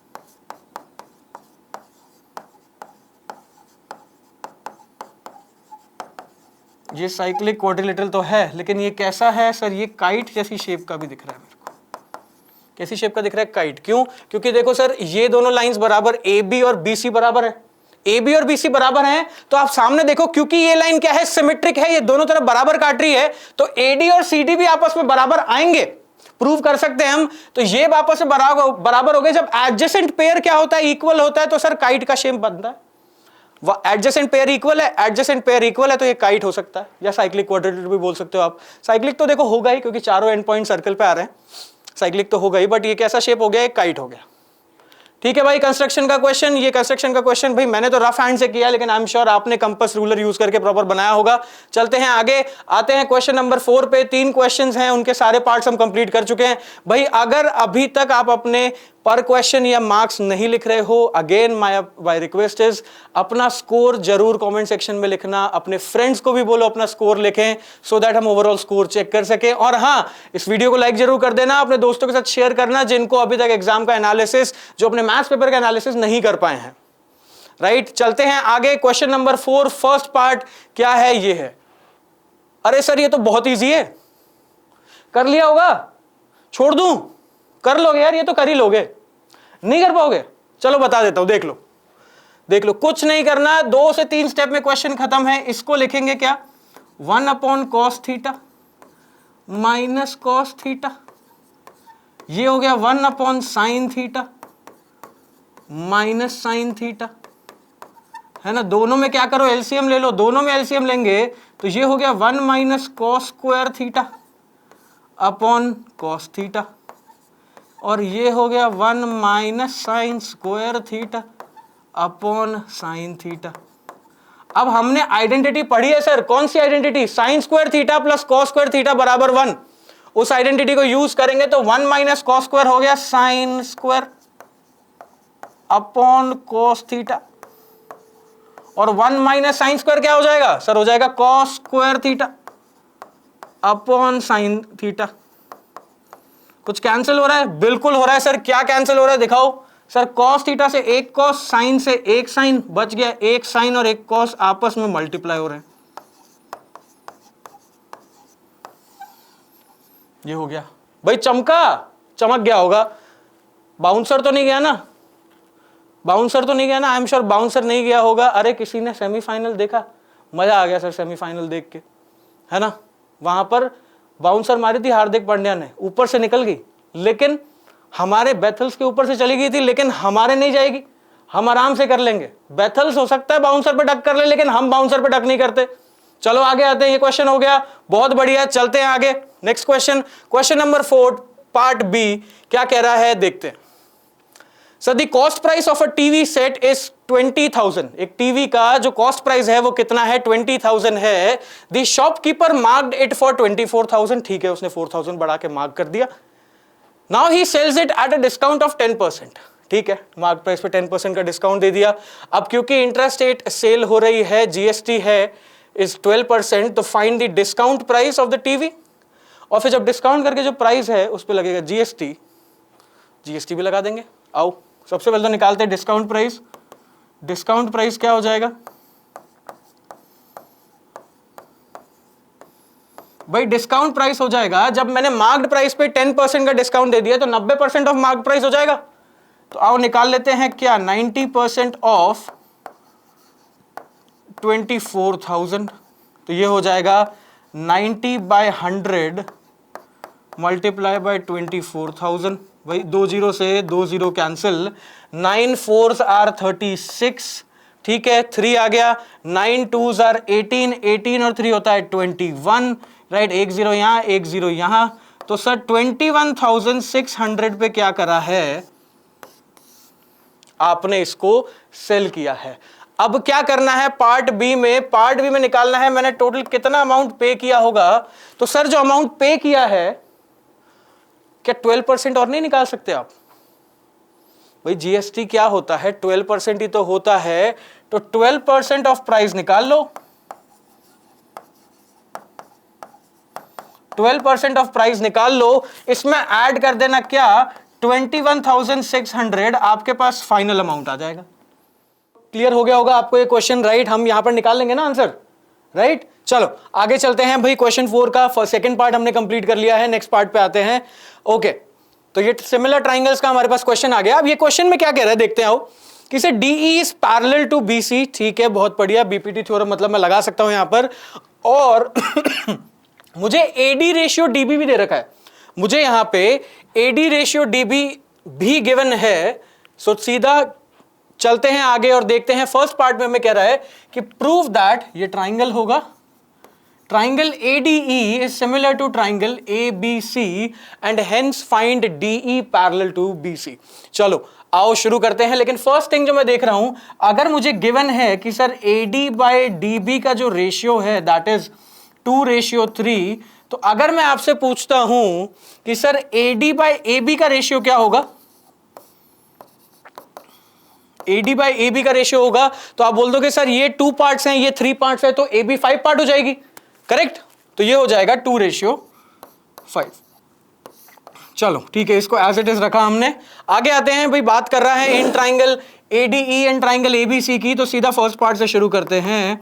तो मैंने लिखा है यहां पे in triangle ADE and triangle ABC। Alright, prove करना है सिमिलर। कैसे प्रूव करेंगे भाई? बड़ा सिंपल है, देखो DE पैरेलल टू BC दे रखा है, दैट मींस ये एंगल इस एंगल के इक्वल हो गया, ये एंगल इस एंगल के इक्वल होगा। क्यों सर? कॉरेस्पॉन्डिंग एंगल्स हैं, बड़ा सिंपल है, पता है हमें कॉरेस्पॉन्डिंग एंगल्स होंगे, और एक और एंगल इक्वल है भाई। ये जो एंगल हो गया ये तो दोनों के लिए क्या हो गया, ये एंगल दोनों के लिए हो गया कॉमन, तो बड़े आराम से हमारा क्वेश्चन हो गया खत्म। चलो फिनिश करते हैं इसको। तो bye a rule, angle angle बोल दो या एंगल एंगल एंगल बोल दो, ए बोल दो या ए बोल दो, दोनों ही केस से क्या होगा, triangle ADE will be similar to triangle ABC। चलो क्वेश्चन ए का फर्स्ट पार्ट डन हो गया। अब ये कह रहा है कि सर इसी के आगे आप बताओ हमें DE रेशियो BC क्या होगा। सर जब दो ट्राइंगल सिमिलर होते हैं, जब दो ट्राइंगल्स क्या होते हैं, सिमिलर होते हैं, तो उनके कॉरेस्पॉन्डिंग साइड्स का रेशियो सेम आता है, राइट? तो अगर AD बाय AB का रेशियो 2:5 है, तो सर AE बाय AC का रेशियो भी क्या होगा, 2:5 ही होगा। और सेम DE बाय BC का रेशियो क्या होगा, सर DE बाय BC का रेशियो आ जाएगा, बड़ा ही सिंपल है। आप बोल दो कि DE बाय BC का जो रेशियो होगा वो भी कॉरेस्पॉन्डिंगली बिल्कुल सेम ही आएगा, that is 2:5। Part A done, बड़ा ही सिंपल था, बड़े आराम से हमने कर लिया। पार्ट बी पे आते हैं, कह रहा है ट्राइंगल DFE और CFB को सिमिलर प्रूव करना है। पार्ट बी में हमें triangle DFE and triangle BFC, भाई मैं अगेन बहुत ही इजी है, आई एम श्योर सभी बच्चों ने कर लिया होगा, मेरी बताने की जरूरत भी नहीं है। सर एक तो वर्टिकली ऑपोजिट एंगल आ गए, अब ये देखो ये एंगल इस एंगल के इक्वल है, वर्टिकली ऑपोजिट हो गया, ये एंगल इसके इक्वल होगा, अल्टरनेट इंटीरियर, और ये थर्ड एंगल इसके इक्वल हो जाएगा, again alternate interior. Sir angle angle angle property से बड़े आराम से कर दिया आपने। तो यहां पर भी मैंने लिख दिया कि sir by a rule triangle DFE is similar to triangle BFC। अब ये सिमिलर हो गए, चलो बी पार्ट डन। आते हैं सी पार्ट और फाइनल पार्ट पे। फाइनल पार्ट में क्या कह रहा है? कह रहा है कि sir given that triangle DFE का जो एरिया है वो 16 स्क्वायर यूनिट्स है, तो मुझे बताओ ट्राइंगल CFB का एरिया क्या होगा। हमने कहा सर हमने डायरेक्ट थ्योरम पढ़ी है कि नहीं है? साइड्स का रेशियो का स्क्वायर एरिया के रेशियो के बराबर होता है। तो एरिया ऑफ ट्राइंगल मैंने बोला DFE by area of triangle BFC किसके बराबर होगा? ये होगा DE बाय BC के रेशियो के स्क्वायर के बराबर, राइट? अब मुझे पता है DE और BC का जो रेशियो है वो कितना दे रखा है, DE और BC का जो रेशियो है वो कितना दे रखा है, 2:5 दे रखा है। तो इसका हम कर देंगे स्क्वायर, ये आ जाएगा 4:25, राइट? रेशियो कितना आ जाएगा? 4:25। अब मुझे गिवन है कि DFE का एरिया इज 16, तो मान लो ये हो गया 16 अपॉन, मान लिया इसको x into 4/25, not into, my mistake, this is equal का साइन आ जाएगा। अब यहां पर ये कैंसिल हो गया, 4 टाइम्स x की वैल्यू आ गई 100 स्क्वायर यूनिट्स। भाई मुझे लगता है डायरेक्टली मेथड बेस्ड क्वेश्चन था, जो कॉन्सेप्ट है, जो फॉर्मूला है, जो थ्योरम है, डायरेक्ट अप्लाई हुई है। ऐसा फिगर दिया था कि हमें कुछ ढूंढने की जरूरत नहीं है, सामने ही चीजें साफ साफ गिवन थी हमें। चलते हैं आगे। क्वेश्चन नंबर 5 पार्ट ए शुरू करते हैं। कह रहा है सर हिस्टोग्राम ड्रॉ करना है। क्या करना है? हिस्टोग्राम ड्रॉ करना है विच represents the number of students of different height using the graph answer the following questions. अच्छा हिस्टोग्राम ड्रॉन है, माय मिस्टेक, हिस्टोग्राम ऑलरेडी दे रखा है, उसके बेसिस पे इन क्वेश्चंस को आंसर करना है। कहता है कितने नंबर ऑफ स्टूडेंट्स की हाइट 150 सेंटीमीटर है या उससे ऊपर है। कितने नंबर ऑफ स्टूडेंट्स की हाइट 150 सेंटीमीटर है या उससे ऊपर है। भाई बड़े आराम से मैं देख पा रहा हूं कि 150 सेंटीमीटर का जो पॉइंट है वो आ गया यहां पे, तो इससे ऊपर का एक तो ये आ गया, ये वैल्यू आ गई, निकाल लेते हैं। ये वैल्यू कितनी है सर? ये 9 है, और ये वाली वैल्यू कितनी आ गई? ये 4 है, तो 9 + 4 हो गया 13। तो फर्स्ट पार्ट का मेरे आंसर आ गया कि सर इसका आंसर कितना होगा? 13 स्टूडेंट्स। आते हैं नेक्स्ट पार्ट पे। क्या दे रहा है? कह रहा है कि सर द मोडल हाइट। अब मोडल हाइट के लिए हमें चाहिए होता है पॉइंट ऑफ इंटरसेक्शन, वो हमें ऑलरेडी दे रखा है, ऑलरेडी दे रखा है। तो इस पॉइंट ऑफ इंटरसेक्शन को जब मैं ढूंढूंगा तो ये आता है 135 से 2 वैल्यूज ज्यादा, तो ये हो गया मेरे पास 137।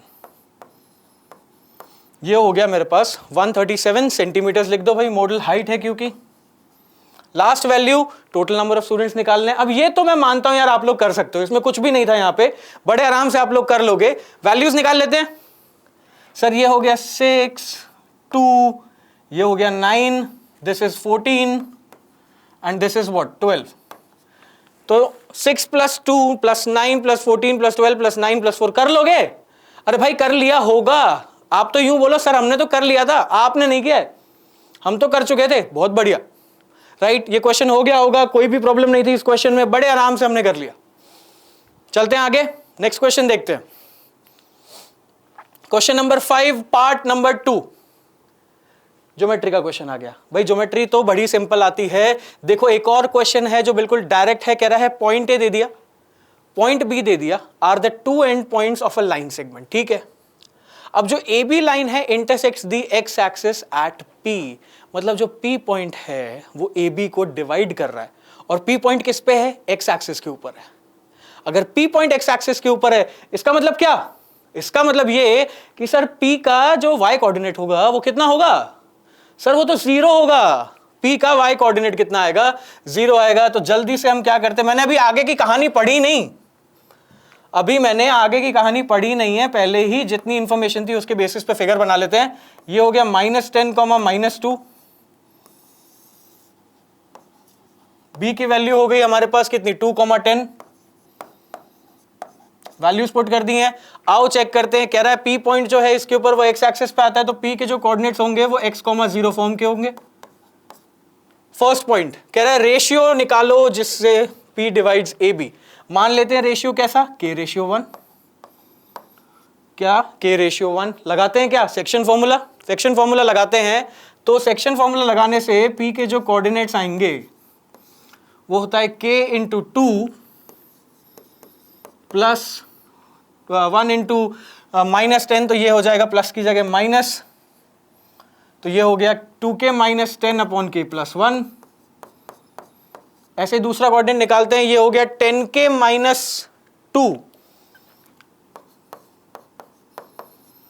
/k + 1। ठीक है, कोऑर्डिनेट्स आ गए। अब ये भी p के कोऑर्डिनेट्स हैं, ये भी p के कोऑर्डिनेट्स हैं। क्या करेंगे? दोनों को इक्वेट कर दो। दोनों का जब मैं ऑर्डिनेट इक्वेट करूंगा, मैं क्या करूंगा? मैं दोनों का ऑर्डिनेट पार्ट इक्वेट कर दूंगा। क्यों? क्योंकि एब्सिसा इक्वेट कर नहीं सकते सर। एब्सिसा इक्वेट कर दिया तो इधर k वेरिएबल है, उधर x वेरिएबल है, सॉल्व नहीं होगा। ऑर्डिनेट को इक्वेट करते हैं। इसका मतलब जो हमारे पास वैल्यू गिवन है 10k - 2 /k + 1, ये हो गई 0 के इक्वल। तो 10k आ गया बराबर 2k, तो k की वैल्यू आ गई 1/5। इसका मतलब जो रेशियो हो गया, वो कितना हो गया? 1/5 हो गया। अब क्या कह रहा है सेकंड पार्ट में? चलो फर्स्ट पार्ट तो बड़े आराम से हो गया। सेकंड पार्ट में कह रहा है सर पी के कोऑर्डिनेट्स बता दो। तो पी के कोऑर्डिनेट्स के लिए कोई दिक्कत नहीं है सर, अभी बता देते हैं।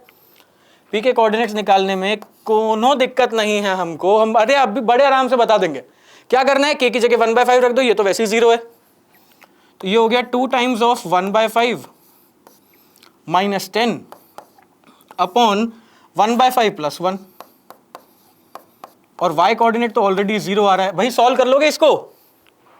कर लोगे ना? कर लिया होगा, बकर क्या लोगे सर, कर लिया था हमने। क्या आएगा? ये हो जाएगा 50 माइनस का 48/5, ये हो गया 6/5, 48/6 कितना आता है? माइनस का 8। तो p के जो कोऑर्डिनेट्स आ रहे हैं p इज -8, 0। y कोऑर्डिनेट इसका क्या है? 0 है, x कोऑर्डिनेट -8 है, राइट। और ये पॉइंट किस पे आ रहा है? हमारा x एक्सिस पे। ठीक है, क्लियर है। डायरेक्ट क्वेश्चन था, बड़े आराम से कर लिया होगा, हार्डली 2 से 3 मिनट लगे होंगे आपको इस क्वेश्चन को सॉल्व करने में। चलते हैं आगे, नेक्स्ट पार्ट देखते हैं। ये था 5 का सेकंड पार्ट, आते हैं 5 के थर्ड पार्ट पे। क्वाड्रेटिक इक्वेशन दे रखी है, कह रहा है इसको सॉल्व करके इसके आंसर को 3 सिग्निफिकेंट फिगर्स तक निकालना, डेसिमल पॉइंट तक, मतलब use mathematical table for this question if necessary. अब मैं यहां पे अज्यूम करके चल रहा हूं कि आपको मैथमेटिकल टेबल यूज करनी आती होगी। मेरा काम इस इक्वेशन को प्रॉपर फॉर्मेट में लाना, सॉल्व करना, डिस्क्रिमिनेंट की वैल्यू चेक करना, क्वाड्रेटिक फॉर्मूला लगाना या जैसे भी सॉल्व करना, एट द एंड आके मैं वहां छोड़ दूंगा, अज्यूमिंग कि आपको मैथमेटिकल टेबल देखनी आती है। वहां से जो नेसेसरी वैल्यू है वो आप निकाल सकते हो। चलो चेक करते हैं।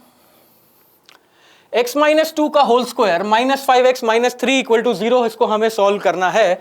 आओ शुरू करते हैं। ये होगा a - b का whole square which is a² + b² - 2ab, फिर है माइनस का 5x - 3 that is equal to 0, -4x - 5x हो गया 9x, ये आ गया माइनस का 9x। ठीक है, नेक्स्ट पार्ट क्या गिवन है हमें? प्लस का 4 माइनस का 3, ये हो गया +1 इज इक्वल टू 0। इक्वेशन कैसी है? जल्दी से सबसे पहले b² - 4ac की वैल्यू चेक कर लेते हैं, पता लग जाएगा ये सॉल्वेबल है या नहीं है। b² - 4ac के लिए ये हो गया -9 का स्क्वायर -4 टाइम्स ऑफ a कितना है 1, b कितना है, c कितना है वो भी 1 है, ये हो गया 9 का स्क्वायर इज 81, 81 - 4 ये कितना आ रहा है? 77 आ रहा है सर। सॉल्वेबल है लेकिन रूट्स कैसे होंगे? रेशनल होंगे, राइट। √77 की वैल्यू आप निकाल सकते हो। चलो कुछ नहीं करना, x is equal to minus of b plus minus √b² - 4ac upon 2a। ये फॉर्मूला सबको पता होगा, राइट। कुछ नहीं करना, यहाँ वैल्यूज रख दो। b की वैल्यू -9 है तो ये जाएगा 9 प्लस माइनस √77 अपॉन 2। तो यहां से x के मेरे 2 रूट्स आ गए, ठीक है। ये एक हो जाएगा 9 प्लस √77 अपॉन 2 और एक हो जाएगा 9 माइनस √77 अपॉन 2। कर लेंगे। √77 की वैल्यू समथिंग 8 पॉइंट के आसपास आएगी, क्योंकि 9 का रूट स्क्वायर हो जाता है 81 और 8 का स्क्वायर रहता है 64, तो ये 8.7 8.8 के आसपास इसकी वैल्यू आनी चाहिए। उसके बेसिस पे आप इसको सॉल्व कर सकते हो। ठीक है, चलते हैं आगे। डायरेक्ट क्वेश्चन था, कुछ भी डिफिकल्ट नहीं, फॉर्मूला बेस्ड डायरेक्ट अप्लाई किया and we were able to solve it without a doubt. चलते हैं आगे, नेक्स्ट क्वेश्चन देखते हैं। ऑलराइट, चलो आते हैं भाई क्वेश्चन नंबर 6 पार्ट ए हमें दे रखा है। क्या करना है इस क्वेश्चन में? पढ़ते हैं भाई। Kabir bought 120 shares of a company. Company कितने शेयर लिए? 120 शेयर लिए विद नॉमिनल वैल्यू 100। ठीक है, फेस वैल्यू दे दी हमें, कितनी है? 100 रुपीज है। डन। चलो आगे आते हैं। अब क्या कह रहा है? कह रहा है कि sir at a premium of 25, इसका मतलब जो मार्केट प्राइस हो गया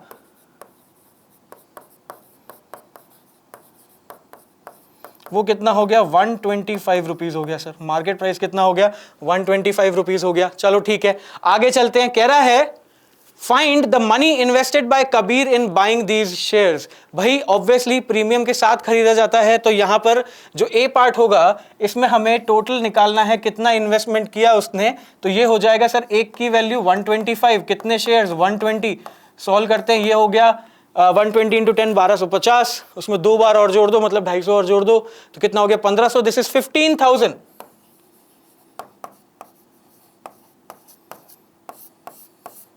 कितना हो गया? ₹15,000 मेरी वैल्यू आ गई किसकी? टोटल इन्वेस्टमेंट की। चलो आगे चलें, सेकेंड पार्ट देखते हैं। कह रहा है the rate of dividend if he received 1080 rupees as dividend from these shares. अगर डिविडेंड मुझे इतना मिला है तो बताओ मेरा रेट कितना होगा, राइट। डिविडेंड का वो मुझे निकालना है। वही बड़ा ही सिंपल होता है। रेट निकालने के लिए हम क्या करेंगे, मेरा जो डिविडेंड है उसको मैं डिवाइड कर दूंगा नंबर ऑफ शेयर्स से, कितने हैं 120। चलो सॉल्व कर लेते हैं, कितना आ रहा है, ये हो गया 1080 डिवाइडेड बाय 120। ऑलराइट, 0 से 0 हो गया कैंसिल, और ये जा रहा है बिल्कुल 9 टाइम्स, तो 9% मेरा रेट आ गया किसका, डिविडेंड के शेयर का। क्लियर, कोई प्रॉब्लम नहीं होनी चाहिए। थर्ड पार्ट पे आते हैं, कह रहा है his rate of return. Rate of return हम निकालते हैं भाई, टोटल कितना मैंने डिविडेंड मिला है मुझे, राइट भाई टोटल नहीं लिखेंगे यहां पर, टोटल नहीं होना चाहिए, डिविडेंड कितना आया है अपॉन टोटल इन्वेस्टमेंट कितना था मेरा, राइट। एनुअल इन्वेस्टमेंट बोल दो, टोटल इन्वेस्टमेंट बोल दो, और रेट है तो भाई परसेंट है तो 100 से मल्टीप्लाई करना पड़ेगा। डिविडेंड कितना था सर, ये था 1080, राइट। डिवाइड करेंगे किससे, 15,000 से, मल्टीप्लाइड बाय 100। कुछ कैंसिल हो रहा है, बिल्कुल कैंसिल हो रहा है सर, कैंसिल कर दो। ये 1 0 से 1 0 गया, 2 0 से 2 zeros गए, this will be 108 divided by 15। 15 से डिवाइड करते हैं तो ये 8 टाइम्स 9 टाइम्स नहीं 7 टाइम्स जाएगा, 105। ओके, कितना रह गया 3, तो 7.2% हमारे पास आंसर आ रहा होगा। कर लिया होगा क्वेश्चन, नहीं करा था, समझ में आ गया है भाई, बहुत बढ़िया। ऐसे ही चलते रहते हैं आगे, ऑलमोस्ट हमारा पेपर कंप्लीट होने वाला है। आई गेस हमने क्वेश्चन नंबर 7 खत्म कर लिया, चलो 6 में है, कोई नहीं, 10 क्वेश्चन तक पहुंचना है, जल्दी से कंप्लीट कर लेंगे भाई। आप लोग साथ में बने रहो, मैंने बोला था खाना वाना लेके बैठो, अपना क्वेश्चन पेपर साथ में लेके बैठो, जैसे जैसे कंप्लीट करेंगे अपने मार्क्स चेक करते जाना, कहां कहां सही किया है, और लास्ट के अंदर क्या करना है, कमेंट सेक्शन में अपने मार्क्स बता के जाने। इस वीडियो को अपने फ्रेंड्स के साथ भी शेयर करो, उनको भी बताओ कि पूरा पेपर का एनालिसिस हुआ है, एक एक क्वेश्चन हमने पूरा सॉल्व किया है, राइट। ऐसा नहीं कि बस खोला, हाँ ये कर लेना, ये कर लेना, ये कर लेना करके चलो खत्म, 1 घंटे में काम खत्म कर दिया, नहीं, पूरा पेपर सॉल्व करेंगे, ठीक है, 2 दिन लेट करो भले ही, लेकिन पूरा पेपर सॉल्व हुआ है, और एक एक क्वेश्चन का प्रॉपर एक्सप्लेनेशन हम देख रहे हैं, राइट। तो अपने फ्रेंड्स को बोलो, जाए देखें कंप्लीट सॉल्यूशन, अपना एनालिसिस करें, चेक करें कितने मार्क्स आ रहे हैं, हमें भी बताएं कितने मार्क्स आ रहे हैं, सो दैट हम भी प्राउड फील कर सके कि हमारे स्टूडेंट्स इतना स्कोर कर रहे हैं, राइट। बिल्कुल, तो इसी बात पे चलते हैं आगे, और नेक्स्ट देखते हैं भाई, क्वेश्चन नंबर 6 आ गया। स्टैटिस्टिक्स का क्वेश्चन है। क्वेश्चन कह रहा है कि sir find the mean of the following distribution using step deviation method, assumed mean कितना है, 28 है। क्या करना है, हमको भी पता है, सबसे पहली चीज xi निकाल लेते हैं, राइट। मैं टेबल वेबल नहीं बना रहा हूं, जैसे गिवन है उसी फॉर्मेट में लिख के खत्म करते हैं। xi निकालेंगे तो 0 + 8/2 ये हो गई 4, यहां कितना आ जाएगा, ये आ गया 12, this is 20, this is 28, right, this is what 4 0 36, this is what 44। xi आ गया, fi ऑलरेडी हमें दे रखा है, अज्यूम मीन बोल दिया कितना है, 28 है, तो मैं क्या निकालूंगा, डायरेक्ट मैं निकालूंगा स्टेप डेविएशन ui। अब ui का जो फॉर्मूला होता है, स्टेप डेविएशन का जो फॉर्मूला होता है, वो होता है class mark minus assumed mean divided upon h, divided by h। तो xi कितना है, xi दे रखा है हमें 4 माइनस हो गया 28, कितना आ गया माइनस का 24, डिवाइडेड बाय कर देंगे हम कितना 8, तो ये आ गया -3। 12 माइनस 28 हो गया 16, माइनस का -16 डिवाइडेड बाय 8, ये हो गया माइनस का 2, या ना चाहिए माइनस का 1, डिफरेंस इज -8, हाँ ये हो गया 0, ये हो जाएगा 1, राइट। डिफरेंस कितना आ रहा है, 36 माइनस 28, 8 का 8, और ये आ गया 16 बटा ये हो गया 2।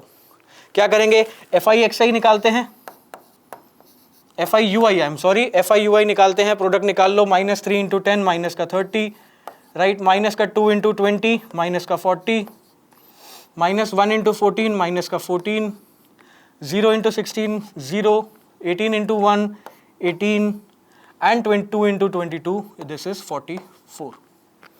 चलो सारी वैल्यूज आ गई। अब क्या करना है, फॉर्मूला अप्लाई करते हैं। फॉर्मूला क्या है sir, x bar is equal to assumed mean plus sigma fi ui by summation fi multiplied by h। सारी वैल्यूज हैं, बिल्कुल है, क्यों नहीं है, अभी निकालते हैं। आओ, एक ही वैल्यू क्वेश्चन में डायरेक्ट दे रखी है, कितना 28, सिग्मा fi ui निकालते हैं। चलो भाई मैं देख रहा हूं 30 और 14 कितना हो गया 44, माइनस का 44 प्लस का 44 कैंसिल, हटाओ, माइनस का 40 प्लस का 18 कितना बच रहा है, क्या माइनस का 22 बच रहा है, माइनस का 22 बच रहा है। तो ये तो आ गई वैल्यू -22 अपॉन, निकाल लेते हैं sigma F I, summation of all the frequencies. ये हो गया 30, ठीक है, ये हो गया 40, 30 40 70 70 और 30 हो गया 100। मल्टीप्लाई किससे करना है, मल्टीप्लाई करना है क्लास विड्थ विच इज 8। भाई सॉल्व कर लेते हैं, दिस इज 28 माइनस 22 इंटू 8 करते हैं, कितना आएगा, 8 2s are 16, 1 कैरी, 16 1 17, 176 अपॉन 100, ये हो गया 1.76। सॉल्व कर लेना, ये आ जाएगा कितना 26.24 के अराउंड मेरे हिसाब से वैल्यू आ रही है। भाई 1 माइनस करते हो गया 27, ये हो गया 26, 100 में से 76 हटाओ कितना आता है 24 ही आएगा, तो 26.24 के आसपास आ गया क्या मेरी x बार की वैल्यू। शाबाश, बहुत बढ़िया, आपने भी कर ही लिया होगा। ऐसे ही स्पीड से हम क्वेश्चंस को खत्म करते जाएंगे। आते हैं अगले क्वेश्चन पे, क्वेश्चन नंबर 6 का पार्ट 3 कह रहा है the difference of two natural numbers is 5। बहुत ही बेकार क्वेश्चन है, तो बड़े आराम से कर लेंगे। Sum of their reciprocals is 3/10। Assume कर लेता हूं दो नंबर्स हैं a and b।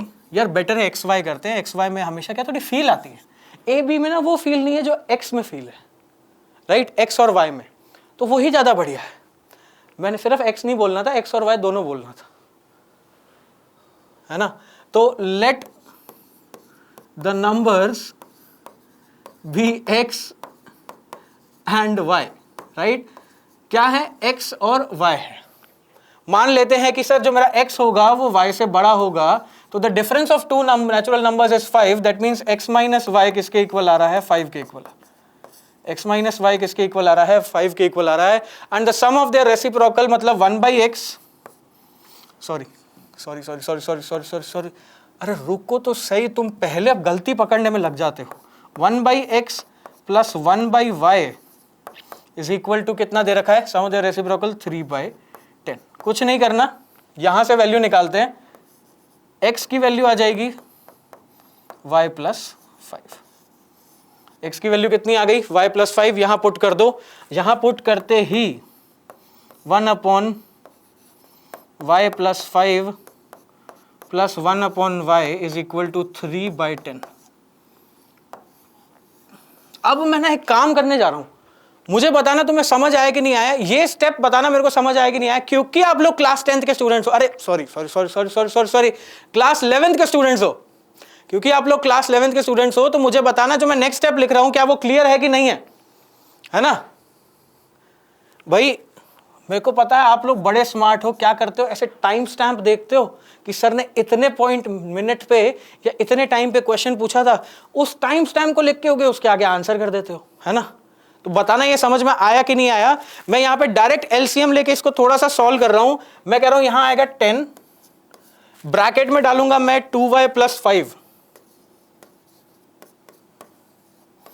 That is equal to, मैंने लिखा 3y ब्रैकेट y प्लस 5। बताओ ये चीज चमकी कि नहीं चमकी,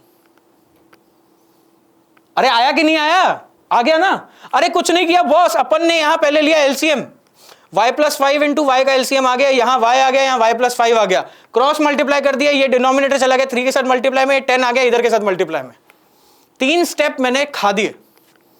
अब यार क्लास 11th के स्टूडेंट हो तो इतना तो मैं कर ही सकता हूं, 3 स्टेप तो मैं खा जाऊं तो तुम ये नहीं बोलोगे अरे सर गलत कर दिया आपने, ये यहां से यहां कैसे आ गया, मेरी गर्दन तो नहीं पकड़ोगे, क्योंकि तुम्हें पता है यार कि यहां से यहां 2 स्टेप बाद तो आना ही है। चलो इसको आगे सॉल्व करते हैं।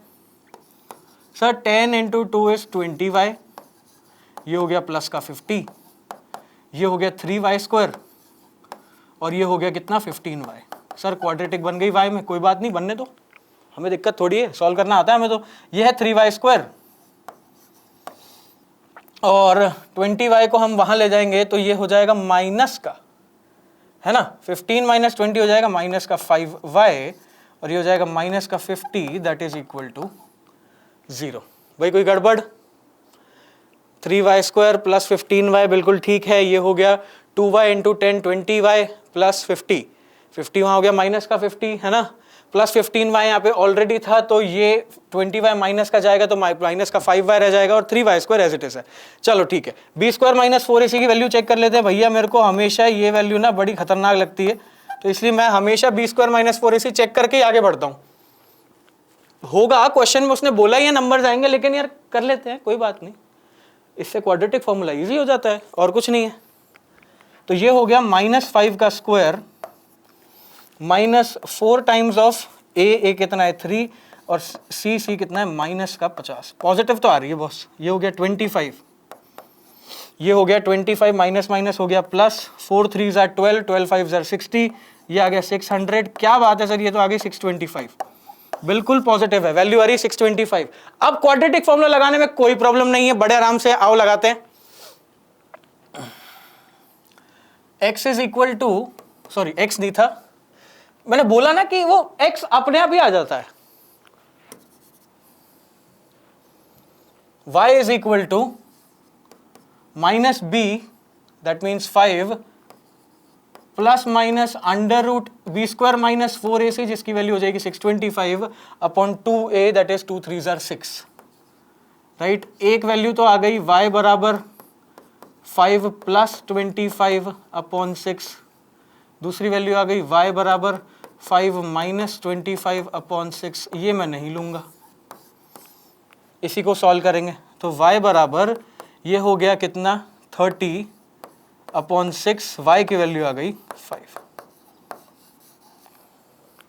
अच्छा पूछ रहे हो ये क्यों नहीं लिया, अरे बताता हूं रुको। ये हो रहा है y बराबर माइनस का 20/6, सॉल्व करेंगे तो ये हो गया y बराबर माइनस का 10/3। भाई वैल्यू तो आ गई, अब क्या करें। अरे सर क्वेश्चन में बोला था नेचुरल नंबर है, ये तो कहाँ नेचुरल नंबर, कोसों मीलों दूर है ये तो नेचुरल नंबर से, इसलिए ये कंसीडर नहीं करेंगे, है ना। चलो आगे, y की वैल्यू 5 आ गई, x की वैल्यू रख दो, x की वैल्यू हो जाएगी क्या 10, x की वैल्यू हो जाएगी 5 प्लस 5, x की वैल्यू आ गई 10। क्वेश्चन में कुछ था, कुछ भी नहीं था। चेक कर लेते हैं एक बार आंसर, दोनों का डिफरेंस क्या हमारे पास 5 आ रहा है, बिल्कुल आ रहा है। क्या दोनों का रेसिप्रोकल 1/10 प्लस 1/5 मुझे दे रहा है आंसर 10, बिल्कुल सर दे रहा है, ये हो गया 1 + 2 3/10 आंसर आ रहा है, बिल्कुल ठीक है, कहीं प्रॉब्लम नहीं है। ये हो गया हमारा क्वेश्चन, कौन सा था ये 6th का 3rd पार्ट। यहां तक कोई भी प्रॉब्लम हो तो बताओ, मुझे लगता तो नहीं कोई प्रॉब्लम होनी चाहिए, बड़े आराम से हमने क्वेश्चन सॉल्व कर लिए हैं। चलते हैं आगे, नेक्स्ट क्वेश्चन पे बढ़ते हैं। क्वेश्चन नंबर 7, ये आ गया सर ट्रिग्नोमेट्री का, पोल वाला क्वेश्चन है, पोल का फ्लैग दे रखा है हमें, फ्लैग वाला क्वेश्चन है। A flag pole is erected at the top of a building, ठीक है, बिल्डिंग हो गई BC, फ्लैग पोल हो गया CD। The angle of elevation to the top and foot of a flagpole from a point 100 meter away on the same level as that of the foot of the building are 33 degrees and 31 degree। अब values थोड़ी सी ऐसी हैं जो table से ही निकलेंगी, right. 45, 60, 30 की format में angles हमें नहीं दिए हैं, तो ये तो टेबल से ही वैल्यू निकलेगी। मैं कंडीशंस लगा दूंगा, आप टेबल से वैल्यू देख सकते हो and you can answer it, ठीक है। तो find the height of the flagpole, हमें CD की लेंथ निकालनी है and give your answer correct to the nearest metre. भाई कुछ नहीं करना, दोनों ट्राइंगल में क्या करोगे कर लेते हैं, आओ देख लेते हैं, है ना, देख लेते हैं, फिर बाद में बोलोगे आपने कराया नहीं सर, आपने कराया नहीं। मान लेते हैं ये हाइट कितनी है x है, भाई ब्लैक कलर तो दिख जाएगा, नहीं दिख रहा है, कहीं से आवाज आई हमको नहीं दिख रहा है सर। तो ये जो फ्लैग पोल है इसकी लेंथ हो गई x, इसको मान लेते हैं हम क्या y, ठीक है, दोनों ही नहीं गिवन है, ये हमें गिवन है। तो सबसे पहले मैंने लिया in triangle ABC, triangle ABC लेते हैं, छोटा ट्राइंगल लिया है तो लगाऊंगा मैं tan 31 degrees that is equal to perpendicular और opposite BC y upon adjacent base which is AB 100। तो यहां से मेरे पास जो y की वैल्यू आ गई वो कितना हो गया tan 31 मल्टीप्लाइड बाय 100, राइट। इसको बना के रख लेते हैं हम इक्वेशन नंबर 1। अब लगाएंगे क्या, वही ट्रिग्नोमेट्री लगाएंगे, बट इस बार ट्राइंगल हम कर देंगे चेंज। ट्राइंगल हम लेंगे, कौन सा ट्राइंगल लेंगे सर, ट्राइंगल लेंगे A B D, triangle A B G, A B G triangle में क्या करना है, ए बी जी ट्राइंगल में लगाएंगे हम tan 33 डिग्री, tan 33 डिग्री की value sir perpendicular, perpendicular is opposite which is x plus y upon adjacent which is 100। तो यहां से मैं क्या इसको ऐसे लिख सकता हूं, बताओ कोई दिक्कत होगी तो नहीं, 11th क्लास के बच्चे हो बिल्कुल दिक्कत नहीं होगी। 100 multiply by tan 33 degree, right. Value किसकी चाहिए, x की। y की वैल्यू क्या थी, 100 टाइम्स ऑफ tan 31, y की वैल्यू, y को वहां भेजेंगे तो माइनस हो जाएगा, तो x will be equal to 100 bracket tan 33 degree minus tan 31 degree. इसको सॉल्व कर लेना बाबू, और इसके बाद तुमको आंसर मिल जाना चाहिए, हो जाएगा। tan 33 और tan 31 की वैल्यू मैं कैलकुलेटर से बता सकता हूं अभी, लेकिन कर लोगे मेरे को भी लगता है, कोई प्रॉब्लम होनी नहीं चाहिए यहां पर, राइट। कर लेंगे, चलें आगे भाई, हो जाएगा ना, बहुत बढ़िया। चलते हैं आगे, नेक्स्ट क्वेश्चन देखते हैं। अब आता है हमारे पास क्वेश्चन नंबर 7 का सेकंड पार्ट। क्या कह रहा है इस क्वेश्चन में, जल्दी से कंटिन्यू करते हैं इस क्वेश्चन को। इस क्वेश्चन के अंदर कह रहा है कि यूजिंग अ ग्राफ पेपर, आपको सबसे पहले तो ड्रॉ करना है कि सर एक ओजीव, क्या ड्रॉ करना है आपको, एक ओजीव ड्रॉ करना है for the following distribution which shows a record of weight in kilograms of 100 students, right. 100 students का वेट इसके अंदर दे रखा है हमें, इसका एक ओजीव ड्रॉ करना है, और उसके बाद कुछ क्वेश्चंस हैं, 3 क्वेश्चन दे रखे हैं, इन क्वेश्चन का हम क्या करेंगे, आंसर देंगे। लेकिन सबसे पहला काम, जो डेटा सेट है वो डेटा सेट हमारे पास ये गिवन है, अच्छी चीज, good thing that the data is continuous, right. जो हमारी एक क्लास की अपर लिमिट है वही नेक्स्ट क्लास की लोअर लिमिट है, तो मेरा क्या है, डेटा कंटिन्यूअस है, मुझे वहां पे कोई चेंज नहीं करना है, और हर डेटा सेट के कॉरेस्पॉन्डिंग मुझे फ्रीक्वेंसीज दे रखी हैं। ऑलराइट, चलते हैं आगे। अब आई एम श्योर आपने जब ओजीव ड्रॉ कर लिया होगा तो वो ओजीव कुछ इस तरीके से आएगा, राइट। आई एम श्योर ये वाला पार्ट मैंने स्किप कर दिया है, आई एम श्योर आप लोग ओजीव सॉल्व कर सकते हो, बना सकते हो, इसीलिए मैं वो पार्ट मैंने हटा दिया। चलते हैं आगे, अब देखते हैं क्या क्वेश्चन हमसे पूछे जा रहे हैं। स्टार्ट करते हैं सबसे पहले क्वेश्चन के साथ। भाई क्वेश्चन में कह रहा है the median weight of the students, हमें स्टूडेंट्स का क्या निकालना है, मीडियन वेट निकालना है। भाई एक तरीका है, एक तो आप या तो इससे निकाल लो ओजीव के बेसिस पे, राइट, मिडिल मोस्ट वैल्यू क्या होगी वहां से हम निकाल सकते हैं। दूसरा हमारे पास फॉर्मूला है, भाई मीडियन निकालने का जो फॉर्मूला होता है that is equal to lower limit of median class plus n/2 minus CF upon F times H। अब यहां पर वैल्यूज क्या है एक बार जल्दी से देख लेते हैं। L मैंने आपको ऑलरेडी बता दिया, ये होती है lower limit of the median class. N क्या है, N is the total number of frequency, जो हम यहां पे काउंट करेंगे तो ये वैल्यूज 100 के इक्वल आ रही, तो ये हो जाएगा 100/2 which is 50 minus cumulative frequency. CF क्या है, cumulative frequency of the class preceding the model class, model class से एक पहली वाली क्लास का। F is the frequency of median class, sorry model बोल दिया मैंने, मीडियन क्लास होगा, मॉडल बोल दिया था मैंने यहां पे। F is the frequency of median class multiplied by H, H क्या होती है, क्लास विड्थ। चलो जल्दी से निकाल लेते हैं। अब सबसे पहली चीज मुझे क्या चाहिए, मुझे चाहिए क्यूमुलेटिव फ्रीक्वेंसी का डेटा। तो भाई क्यूमुलेटिव फ्रीक्वेंसी का डेटा हम सबको बड़े आराम से निकालना आता है, जल्दी से निकाल लेते हैं। भाई यहां पर तो वैल्यू सेम आ जाएगी, 4 प्लस 6 हो गया 10, 10 प्लस 10 हो गया 20, 20 प्लस 24 हो गया 44, 44 26 this is 50, 70, 87, then we have plus 8 that is 95, 95 के बाद 5 ऐड किया तो ये आ रही है वैल्यूज 100, बिल्कुल ठीक है। अब यहां पर मॉडल क्लास की बात हो रही, मीडियन क्लास की बात हो रही है, 100 वैल्यूज हैं, मिडिल में कौन सी वैल्यू आएगी, 50 एंड 51, कहां पर होगी चेक करते हैं। सर 44 तक की वैल्यूज तो यहां आ रही है, 44 तक की वैल्यूज तो यहां पे आ रही है, तो डेफिनेटली 50 और 51 की जो वैल्यू होगी वो इस क्लास में लाई करेगी। ये हो गई मेरी मीडियन क्लास, ये हो गई क्या, ये हो गई मेरी मीडियन क्लास। अब मेरे पास सारी वैल्यूज हैं, जल्दी से वैल्यूज रखते हैं और मीडियन निकाल लेते हैं। वैल्यूज रखना है भाई, ये रहा फॉर्मूला, क्या करेंगे, L प्लस L क्या है, लोअर लिमिट, लोअर लिमिट मुझे दे रखी है 55 plus n/2 is 100/2 which is 50 minus cumulative frequency of the class preceding median class कितनी है 44 अपॉन एफ की वैल्यू हो गई मेरी, फ्रीक्वेंसी कितनी दे रखी है 26 है शायद, फ्रीक्वेंसी 26 बिल्कुल ठीक है 26 है, मल्टीप्लाइड बाय एच, एच क्या है क्लास विड्थ हो गई मेरी 5। थोड़ा सा सॉल्व करते हैं भाई, वैल्यूज क्या दे रखी हैं। अब आप देख रहे हो 50 माइनस 44 करूंगा तो आ गया 6 इंटू 5 इज 30, 30 बाई 26 हो गया मेरा 15 बाई 13, राइट। तो ये वैल्यू आ रही है मेरे पास 55 प्लस 15 बाई 13। अब इसको सॉल्व करोगे ये 56.15 के आसपास, मतलब 13 की जो वैल्यू है वो 1.15 के आसपास आएगी।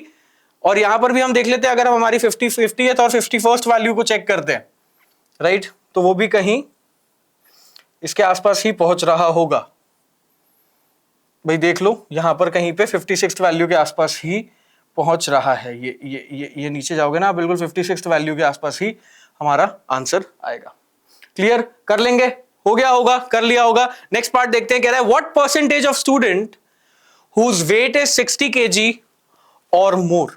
भाई सबसे पहली चीज, जब टोटल फ्रीक्वेंसी ही 100 है, जब टोटल बच्चे ही 100 हैं, तो जितने नंबर ऑफ स्टूडेंट्स आएंगे 60 से ज्यादा, वही मेरा क्या हो जाएगा, परसेंटेज भी हो जाएगा। चलो चेक कर लेते हैं भाई 60 से ऊपर कितने स्टूडेंट्स आ रहे हैं, 60 से ऊपर कितने स्टूडेंट्स आ रहे हैं। आप देख लो हमारा आंसर आएगा 30। भाई यहां 70 वैल्यू है, 70 से कितना चेंज आ गया यहां तक 100 का, कितने का चेंज हुआ 30, मतलब 30 स्टूडेंट्स क्या है 60 वेट से अबव है, तो मेरा आंसर भी कितना हो जाएगा सर, ये हो जाएगा 30%। ये वैल्यू आ जाएगी हमारे पास कितनी 30%। और लास्ट थर्ड पार्ट पे आते हैं। थर्ड पार्ट में कह रहा है sir the weight above which 20% of the student lie, उस वेट की वैल्यू जिससे ऊपर 20% बच्चे हो सिर्फ। चलो ग्राफ से ये भी हम बड़े आराम से निकाल सकते हैं, जो ओजीव हमने बनाया है। भाई 20% देखोगे तो 20% की जो मेरी वैल्यू है वो 80 है। 80 कॉरस्पॉन्डिंगली अगर मैं नीचे आता हूं तो मेरी वैल्यू कहीं यहां पर मिल रही है मुझे, शायद मेरे को कलर चेंज करना पड़ेगा, करके देखते हैं। मेरे को वैल्यू कहीं मिल रही है यहां पर, ये जो वैल्यू आएगी ये लगभग 63 के आसपास आएगी, लगभग 63 के आसपास आएगी। तो ये हो गया हमारा क्या क्वेश्चन नंबर 3 का आंसर, कि भाई the weight above which 20% of the student lie, तो वो वेट कितना हो गया 63 kg का हो जाएगा, उसका वेट हो जाएगा। जल्दी से यहां लिख देते हैं आंसर, और ये क्वेश्चन भी हो गया हमारा complete. This question is also done. चलते हैं आगे, नेक्स्ट क्वेश्चन देखते हैं। भाई नेक्स्ट क्वेश्चन क्या था, क्वेश्चन नंबर 7, राइट। अब आ गया क्वेश्चन नंबर 8। क्वेश्चन नंबर 8 का फर्स्ट पार्ट क्या कह रहा है कि sir Rohit and Vinay both opened a recurring deposit account in a bank for 2 years at 8% simple interest rate. ठीक है, दोनों ने बैंकिंग का क्वेश्चन है। विनय ने डिपॉजिट किया 300 रुपए per month, on maturity Rohit का इंटरेस्ट जो है वो कितना है सर, 800 ज्यादा है विनय के इंटरेस्ट से। अब मुझे पता है विनय पर मंथ कितना पे कर रहा है, तो मैं विनय का इंटरेस्ट निकाल सकता हूं। यहां पर मेरे पास डायरेक्ट फॉर्मूला है। विनय के केस में अगर मैं इंटरेस्ट निकालता हूं, राइट, आपको भी पता होगा इंटरेस्ट का जो फॉर्मूला है, हम विनय के केस में क्या कर रहे हैं, इंटरेस्ट निकाल रहे हैं, तो वो फॉर्मूला हो जाता है principal multiplied n+1 by 2, sorry 12 into 2 into r upon 100। यहां पर n क्या है, नंबर ऑफ मंथ्स होते हैं जब तक हमारा ये टेन्योर चलता है। वैल्यूज रखते हैं भाई, कितना प्रिंसिपल दे रखा है, कह रहा है ये 300 रुपीज पर मंथ पे कर रहा है, तो ये हो गया 300 multiplied by n+1 is 24 into 25 because 2 years के लिए है, 2 multiply by 12। Rate of interest हमें दे रखा है 8%, तो ये हो गया 8 डिवाइडेड बाय 100। वैल्यूज रखते हैं जल्दी से। भाई मेरे को दिख रहा है 25 से 100 सीधा कैंसिल हो गया, 4 टाइम्स 4 से 8 कैंसिल हो गया, 2 टाइम्स 2 से 2 कैंसिल हो गया, और 12 से 24 कैंसिल हो गया डायरेक्ट ट्वाइस। तो जो इंटरेस्ट है विनय के केस में वो कितना आ गया, 600 आ गया। विनय के केस में जो इंटरेस्ट है वो कितना आ गया, 600 आ गया। अब क्वेश्चन में मेरे को डायरेक्ट बता रखा है, क्या बता रखा है कि सर रोहित जो है उसका इंटरेस्ट 800 रुपए ज्यादा था, किससे, विनय के केस से। विनय के केस में इंटरेस्ट कितना 600, तो रोहित के केस में कितना हो जाएगा 600 प्लस 800 1400, करेक्ट। 1400 वैल्यू हो जाएगी किसके केस में, रोहित के केस में। तो अगर इंटरेस्ट मुझे यहां पे पता है कितना है 1400 वैल्यू है, तो कह रहा है बताओ प्रिंसिपल कितना होगा, बाकी सारी values remains as it is. 24 into 25, 2 multiply by 12, r into 100, this is 8 by 100। अब आपने ध्यान से देखा होगा तो ये वाली जो कैलकुलेशन है ये एग्जैक्टली सेम है, ये वाली जो पूरी कैलकुलेशन है ये एग्जैक्टली सेम है। तो यहां पर जब मैं इसको पूरी कैलकुलेशन को सॉल्व करूंगा तो इस पूरी कैलकुलेशन को सॉल्व करने के बाद मेरे पास 2 आ जाएगा, और 2 से जब मेरा 1400 कैंसिल हुआ तो यहां पर प्रिंसिपल जो है किसके केस में, रोहित के केस में, पर मंथ जितना उसने पे किया दैट इज इक्वल टू 700। भाई फर्स्ट पार्ट में हमसे पूछा था कि the interest earn by Vinay, और सेकंड पार्ट में बोला है कि the sum deposited by Rohit every month. तो रोहित कितना हर मंथ डिपॉजिट कर रहा है? सर रोहित डिपॉजिट कर रहा है 700 पर मंथ। भाई हो गया क्वेश्चन, कर लिया होगा, आई एम श्योर आप सबने भी पेपर में कर लिया होगा, कहीं दिक्कत नहीं है। चलते हैं आगे, नेक्स्ट क्वेश्चन देखते हैं, क्वेश्चन नंबर 8। नेक्स्ट पार्ट क्या दे रखा है हमें? सर जीपी का क्वेश्चन है, जीपी के क्वेश्चन है, जल्दी से पढ़ते हैं क्वेश्चन के अंदर क्या वैल्यूज गिवन है। Sir first thing, fourth term of the geometric progression is 16 and जो सेवेंथ टर्म है वो कितनी है? 128 है। सर बड़े आराम से हो जाएगा। जब दो टर्म्स गिवन होती हैं जीपी के केस में हम दोनों को मारते हैं डिवाइड, आर की वैल्यू वहां से हमें सीधा मिल जाती है। और क्वेश्चन में भी वो हमसे यही पूछ रहा है, वो पूछ रहा है कॉमन रेशियो क्या होगा और फर्स्ट टर्म क्या होगी। चलो देखो बड़ी टर्म कौन सी है? सर सेवेंथ टर्म की वैल्यू है 128, तो फॉर्मूला होता है A R raise to power N minus 1। Seventh term है तो ये हो जाएगा A R raise to power 6, right, which is 128। और हमें दे रखा है फोर्थ टर्म कितनी है? 16। तो फोर्थ टर्म के लिए जो फॉर्मूला होगा वो हो जाएगा A R raise to power 3, कितना है? 16। मैंने डायरेक्टली दोनों को डिवाइड के फॉर्म में ही लिख दिया है। इससे फायदा क्या हुआ? सर इससे फायदा ये हुआ कि ए से ये तो हो गया कैंसिल, आर की पावर 3 से यहां पावर 3 रह गई, तो आर क्यूब, आप जब इसको सॉल्व करोगे तो डायरेक्ट 8 टाइम्स जाता है, आर क्यूब की वैल्यू आ गई 8। इसका मतलब मेरा आर कितना हो गया? 2 हो गया। आर कितना हो गया? 2 हो गया। क्या कॉमन रेशियो डन है? भाई जल्दी बताओ, कॉमन रेशियो डन है क्या? हो गया। अब निकालते हैं फर्स्ट टर्म, किसी भी में भी पुट कर दो। भाई मुझे दे रखा है फोर्थ टर्म में 16, A4 की वैल्यू जो है वो कितनी है? 16 है। A4 होता है, मैंने 16 बोला लेकिन 18 लिख दिया, पता नहीं क्यों, राइट, यहां लिख दिया हमने 16। तो A4 की जो वैल्यू होती है A into R raise to power 3 that is equal to 16। R cube की वैल्यू हमने अभी अभी निकाली, कितनी है? 8। तो ये हो गया A into 8 is equal to 16। यहां से A भी कितना आ गया मेरे पास? A is also equal to 2। अरे भाई क्लियर है, डन है, आराम से हो गया होगा, कर लिया होगा। क्वेश्चन बहुत ही सिंपल था, डायरेक्ट फॉर्मूला वो इस क्वेश्चन था, बड़े आराम से कर लिया होगा। चलते हैं अब आगे, नेक्स्ट क्वेश्चन देखते हैं, क्वेश्चन नंबर 8 पार्ट 3 है। बिल्कुल सर थर्ड पार्ट दे रखा है, कह रहा है use a graph sheet and for this question take 2 centimetre equal to 1 unit. अब ग्राफ शीट तो हमारे पास नहीं है, लेकिन हम कोशिश करेंगे इस क्वेश्चन को यहीं पे सॉल्व कर लें। Along both x and y axis, graphically represent parallelogram OABC, where O this, B this, C this and A is this. चलो इसके बाद हमें क्या निकालना है? रिफ्लेक्शन निकालना है बॉस। रिफ्लेक्शन के लिए क्या करते हैं? सबसे पहले तो हम ड्रॉ कर लेते हैं कोऑर्डिनेट एक्सिस और इन पॉइंट्स को अच्छे से कर लेते हैं हम प्लॉट, राइट। ये मेरे पास आ गई वर्टिकल एक्सिस, एक मैं ड्रॉ कर लेता हूं हॉरिजॉन्टल एक्सिस। भाई सुंदर सुंदर सा एकदम ड्रॉ करेंगे सो दैट क्लियरली हमें विजिबल रहे चीजें, राइट। मैं यहां पर इक्वल डिस्टेंसेस पे ये 1, ये 2, ये 3, ये 4, ये 5 में मार्क्स लगा देता हूं सो दैट हमें क्वेश्चन को कंप्लीट करने में कोई भी प्रॉब्लम ना हो। 3, 4, ये 5, यहां भी 1, ये 2, ये 3, ये 4, ये 5, एक बिल्कुल हम ऐसा ही नीचे कर देते हैं 1, 2, ये 3, ये 4 और ये हो गया 5। चलो ठीक है, हमारे पास सारे पॉइंट्स आ गए। अब करना है प्लॉट। सबसे पहला पॉइंट है 0 ओरिजिन 0,0, तो ये मेरे पास आ गया ओरिजिन का पॉइंट O 0,0। भाई यहाँ पे लिख देते हैं हम 0,0। नेक्स्ट पॉइंट क्या दे रखा है? नेक्स्ट पॉइंट दे रखा है हमें A 2,3। 2,3 भाई 2,3 का पॉइंट हमें कहीं मिलेगा यहाँ पर, राइट। ये पॉइंट हो गया A 2,3। नेक्स्ट पॉइंट देखते हैं क्या दे रखा है B 5,3। एक्स एक्सिस पे 5 है वैल्यू, वाई एक्सिस पे 3 है, तो मेरा जो पॉइंट आएगा वो यहाँ पे आएगा। पॉइंट बी हो गया मेरे पास कितना? 5,3। और एक लास्ट सी पॉइंट बचता है। सी पॉइंट कितना दे रखा है? सर सी पॉइंट दे रखा है मेरे को 3,0। चलो इस पॉइंट को भी जल्दी से लगा देते हैं। 1, 2, 3, 3,0। सी पॉइंट मुझे कहीं यहां पे मिल रहा है, ये हो गया पॉइंट सी 3,0। काम करते हैं, ज्वाइन कर लेते हैं चारों पॉइंट्स को। पैरेललोग्राम हमें बोल दिया है क्वेश्चन में कि सर ये जो है वो एक पैरेललोग्राम बनेगा, है ना। थोड़ा सा मेरी ड्राइंग अच्छी नहीं है, 1 मिनट दोगे तो जल्दी से मैं बना लेता हूं। सर ये लो, ये हो गई OA, OB और ये ज्वाइन कर दिया मैंने OC, ये बन गया मेरा पैरेललोग्राम, ठीक है। अब आते हैं क्वेश्चन के ऊपर। क्वेश्चन में क्या कह रहा है, सबसे पहले कह रहा है reflect OABC on the x axis and name its image as ODEC। ODEC x axis के रिस्पेक्ट में क्या करना है, मुझे इसकी इमेज निकालनी है।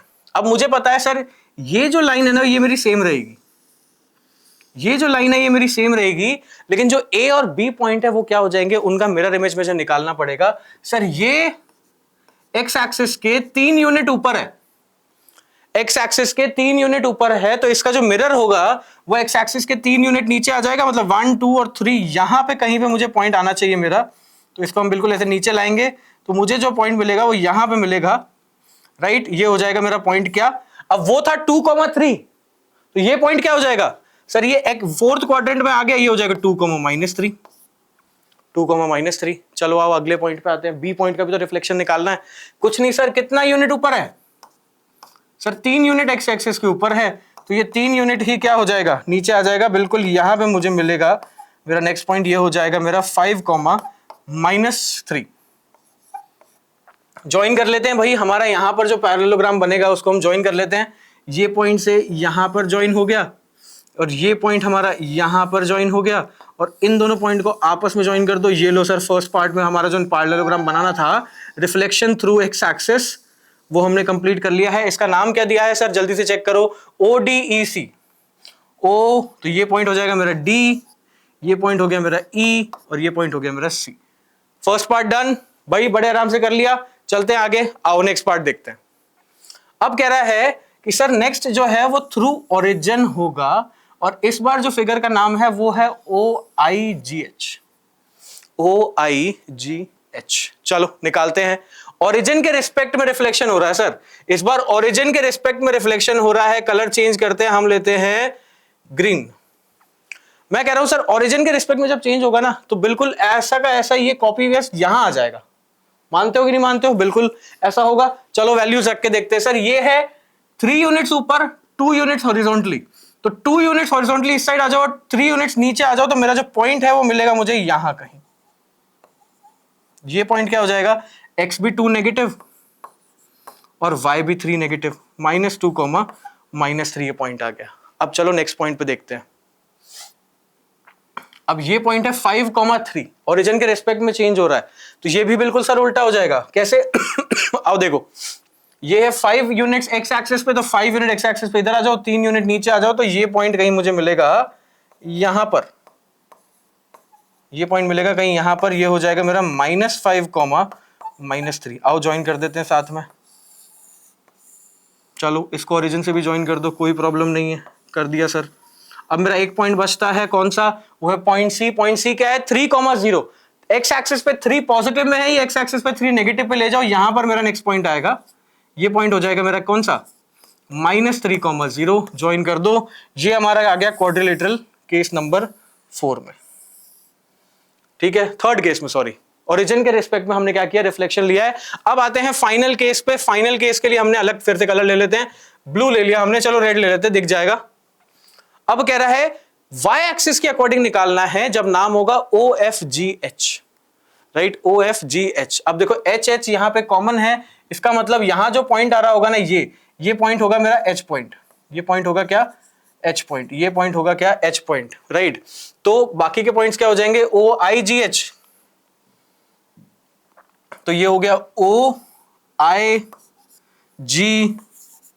OIGH। चलो अब बात आती है फाइनल वाले की, किसके रिस्पेक्ट में निकाल रहे हैं हम, y एक्सिस को मिरर इमेज मान लिया, मिरर मान लिया हमने, और अब इसका रिफ्लेक्शन निकालेंगे। तो सर ये जो लाइन ऐसे जा रही है वो लाइन ऐसे जाएगी, तो y तो उतना ही रहेगा, लेकिन x हो जाएगा नेगेटिव में, पॉइंट मेरा आ जाएगा यहां पर। ये पॉइंट क्या हो जाएगा सर, ये तो y तो सेम ही रहेगा ना, लेकिन x हो जाएगा -2। ठीक है, x हो जाएगा -2। ज्वाइन कर दो यहां से, कोई प्रॉब्लम नहीं होनी चाहिए, बड़ा सिंपल था। अब आते हैं नेक्स्ट केस में। बी पॉइंट को देखो, सर ये 5 यूनिट्स पॉजिटिव एक्स में, इसको 5 यूनिट्स नेगेटिव एक्स में ले जाओ, लेकिन y में तो कोई चेंज नहीं आएगा, तो मेरा जो पॉइंट है वो मुझे मिलेगा कहीं यहां पर। ये हो जाएगा मेरा पॉइंट -5,3। आओ मुझे लगता है सारे पॉइंट्स हमें मिल गए हैं, इसको भी हम ज्वाइन कर लेते हैं। ये लो हमारा लास्ट केस का जो पैरेललोग्राम है वो भी बन गया है। इस पैरेललोग्राम का क्या नाम दिया है, ओ एफ जी एच, भाई ओ और एच तो है हमारे पास, एफ पॉइंट हो गया ये और जी पॉइंट हो गया हमारे पास, सॉरी जी तो यहां आ गया ना, ओ एफ, अच्छा यहां जे था और यहां जी है, भाई मिस्टेक हो गई, हमसे मिस्टेक हुई है, मान लो गलती मान ली बिल्कुल, यहां पर जे था, ये है जे और ये है जी, जी ओके, ये है जी, ये है एच, एबीसीडी पढ़ रहे हैं ऐसा लग रहा है, बताओ एबीसीडी भी पढ़नी पड़ रही है साथ में, ये हो गया हमारा फिगर कंप्लीट। एक बड़ा सा एक्स जैसा कुछ मेरे को शेप दिख रहा है, एक्स की तो हम बात शुरुआत से कर ही रहे हैं, एक्स हमारे जीवन से कभी जाएगा ही नहीं। चलें आगे, क्वेश्चन क्लियर है बॉस, ये हमें क्वेश्चन में गिवन था, जब एक्स एक्सिस पर रिफ्लेक्शन लिया तो यहां आया, ओरिजिन के अबाउट लिया तो यहां पर आ गया, और जब वाई एक्सिस के अबाउट लिया तो ये हमारे पास फाइनल केस का पैरेललोग्राम बन गया है। आई एम श्योर आपने भी क्वेश्चन कर लिया होगा। चलते हैं आगे, नेक्स्ट क्वेश्चन देखते हैं। भाई this was question number 8 third part, आते हैं क्वेश्चन नंबर 9 पार्ट 1 पे। देखते हैं क्वेश्चन क्या कह रहा है। क्वेश्चन सर है इनइक्वालिटी का क्वेश्चन है, इन इक्वेशन वाला क्वेश्चन है, कुछ नहीं करना है, इस पार्ट को जल्दी से सॉल्व करते हैं। क्या एलसीएम आएगा सर? एलसीएम आ रहा है 15, एलसीएम आ रहा है 15 5 की मल्टीप्लाई इधर ये हो जाएगा 10x माइनस 15 और ये हो जाएगा माइनस का 3x, किसके बीच में सर? लेस देन और equal to 1 but greater than है -1। ठीक है, सॉल्व करते हैं। 15 की दोनों तरफ मल्टीप्लाई करेंगे, 15 की दोनों तरफ मल्टीप्लाई होते ही हो जाएगा माइनस के 15 से कितना 7x minus 15 less than equal to 15 की मल्टीप्लाई होगी तो यहां भी 15 आ जाएगा। अब यहां पे -15 है तो मैं सब जगह 15 का एक ऐड दे दूंगा, 15 का सब जगह ऐड देते हैं तो -15 प्लस 15 हो गया 0, less than greater than 7x, so less than 7x and less than equal to ये हो जाएगा 30, क्योंकि 15 प्लस 15 हो जाएगा 30। दोनों साइड 7 का डिवाइड दे देते हैं, हर साइड में 7 का डिवाइड आएगा तो ये हो जाएगा 0x हो गया ग्रेटर देन 0 बट हो गया लेस देन और इक्वल टू 30/7। अगर मुझे इसी कंडीशन को इंटरवल की फॉर्म में लिखना है तो मैं इसको लिख दूंगा sir x belongs to 0 open interval से 30/7 क्लोज इंटरवल। ये मेरा सॉल्यूशन हो गया।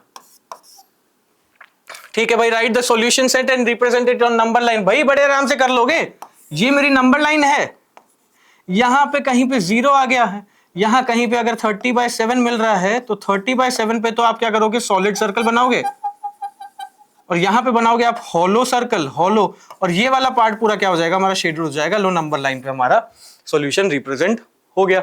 शेड कर दो या जिगजैग करके बता दो, ये हमने बता दिया। क्योंकि 0 इंक्लूड नहीं हो रहा है लेकिन 30/7 इंक्लूड हो रहा है तो वहां पर उस हिसाब से हम सॉलिड सर्कल और हॉलो सर्कल बना लेते हैं, या ब्रैकेट की फॉर्म में दिखाना है तो ओपन और क्लोज वो इंटरवल आपको पता ही है। ठीक है, 9th का था ए पार्ट, इन इक्वेशन का क्वेश्चन था, बहुत ही बेकार क्वेश्चन, बहुत ही हलवा क्वेश्चन, बड़े आराम से कर लिया होगा।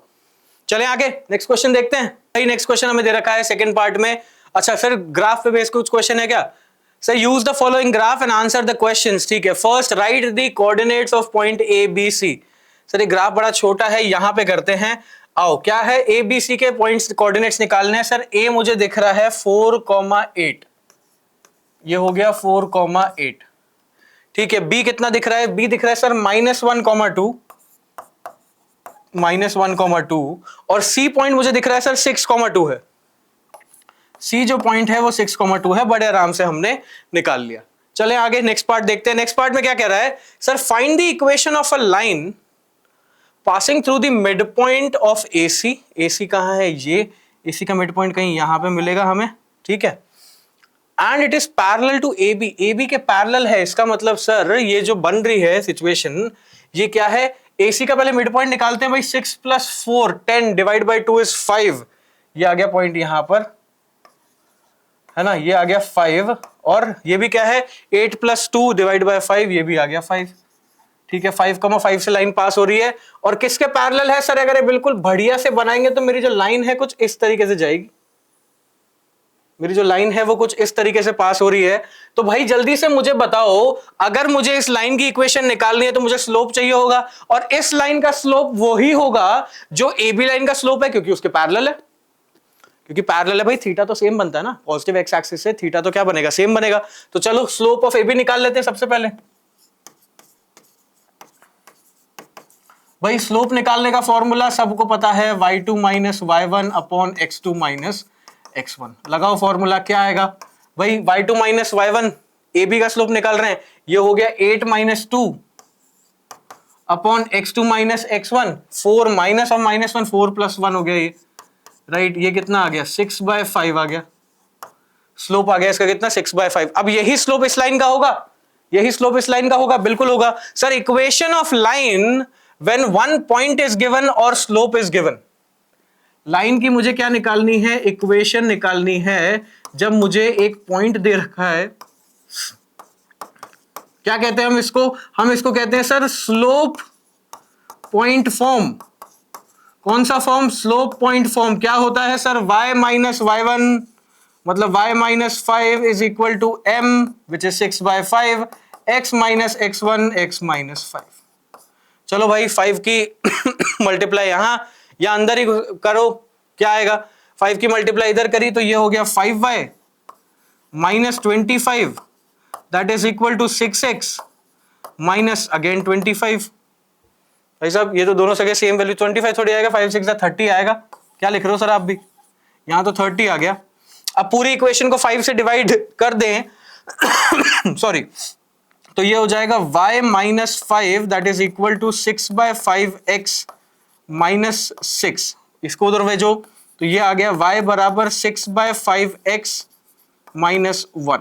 ये आ गई लाइन की इक्वेशन, मैंने इंटरसेप्ट फॉर्म के अंदर लिख दी, y बराबर mx प्लस सी, राइट। जहां पर स्लोप क्या है, ये इंटरसेप्ट हो गया इसका कितना 1 y एक्सिस पे या -1, तो ये यहां से जाएगा ऐसे करके, ये से निकल जाओगा। हो गया भाई, बड़े आराम से कर लिया हमने क्वेश्चन। सबसे पहले क्या करा, तीनों पॉइंट्स निकाल लिए, उसके बाद इस पॉइंट से लाइन पास हो रही थी, पैरेलल थी ए बी के, तो ए बी का स्लोप निकाला, स्लोप पॉइंट फॉर्म लगाई, लाइन की इक्वेशन आ गई, खत्म क्वेश्चन। चलें आगे, नेक्स्ट क्वेश्चन देखते हैं। आओ भाई, क्वेश्चन नंबर 9 का थर्ड पार्ट दे रखा है। थर्ड पार्ट में कह रहा है एक wooden toy is being prepared by joining a cone, अच्छा ये रहा figure, a cylinder and a sphere. बाप रे बाप, तीन चीजों को एक साथ ज्वाइन कर दिया, कोई बात नहीं, करने दो, कोई दिक्कत ही नहीं है। कह रहा है the radius of each of these 3 solid is 7 centimetre, तीनों का रेडियस सेम है। The height of each of cone and cylinder is 24 centimetre, cone और सिलेंडर की हाइट 24 है। कि सारी डायमेंशन यहां गिवन है, बिल्कुल गिवन है। First thing, find the total surface area of the given solid. बहुत ही सिंपल है, क्या निकालना है, टीएसए निकालना है। डायरेक्ट एक्सप्रेशन लिखेंगे सर। सबसे पहले ऊपर क्या आ रहा है, एक स्फीयर आ रहा है, स्फीयर का टोटल सरफेस एरिया क्या होता है 4πr², 4πr²। अब आ रहा है क्या, total surface area of cylinder, बीच में एक सिलेंडर है, सिलेंडर का टोटल सरफेस एरिया क्या होता है sir 2πrh plus πr² plus πr² मतलब 2πr², तो ये हो गया 2πrh प्लस 2πr²। नीचे क्या है, कोन, πrl plus πr², πrl plus πr²। कितने πr² हो गए सर, ये तो बहुत सारे हो गए, 2 6 और एक 7 πr² हो गए, तो ये हो गया 7 πr² plus 2πrh plus πrl। भाई यहां पर r मैंने सेम लिया है, क्यों, क्योंकि तीनों के केस में उसने बोल दिया था रेडियस 7 रेडियस 7 रेडियस 7, वरना मैं r को अलग अलग वेरिएबल से रिप्रेजेंट करता है। यहां पर ऐसा केस नहीं है। थोड़ा सा इसको हम और सिंप्लीफाई कर सकते हैं, बिल्कुल कर सकते हैं सर। πr सब में से कॉमन आ रहा है, तो ये हो जाएगा 7r प्लस यहां पर πr चला गया, तो ये हो गया 2h प्लस l। भाई वैल्यूज रख लोगे, पाई की वैल्यू 22/7, r 7 दे ही रखा है, h की वैल्यू 24 है, l निकालोगे तो देखो लेंथ हाइट दे रखी है, ये दे रखा है, l की वैल्यू 25 आ जाएगी। सारी वैल्यूज पुट करेंगे, आंसर हो जाए। अरे कर लोगे, कर लिया होगा, कर लिया सर, पेपर में हो गया, आंसर भी आ गया, नंबर भी आएंगे। चलो सेकंड पार्ट कह रहा है the cost of painting the total surface area at a rate of 0.5 rupees. अब यहां कॉस्ट लिखी हुई नहीं है इन्होंने, शायद ये कोई टाइपिंग मिस्टेक रह गया होगा।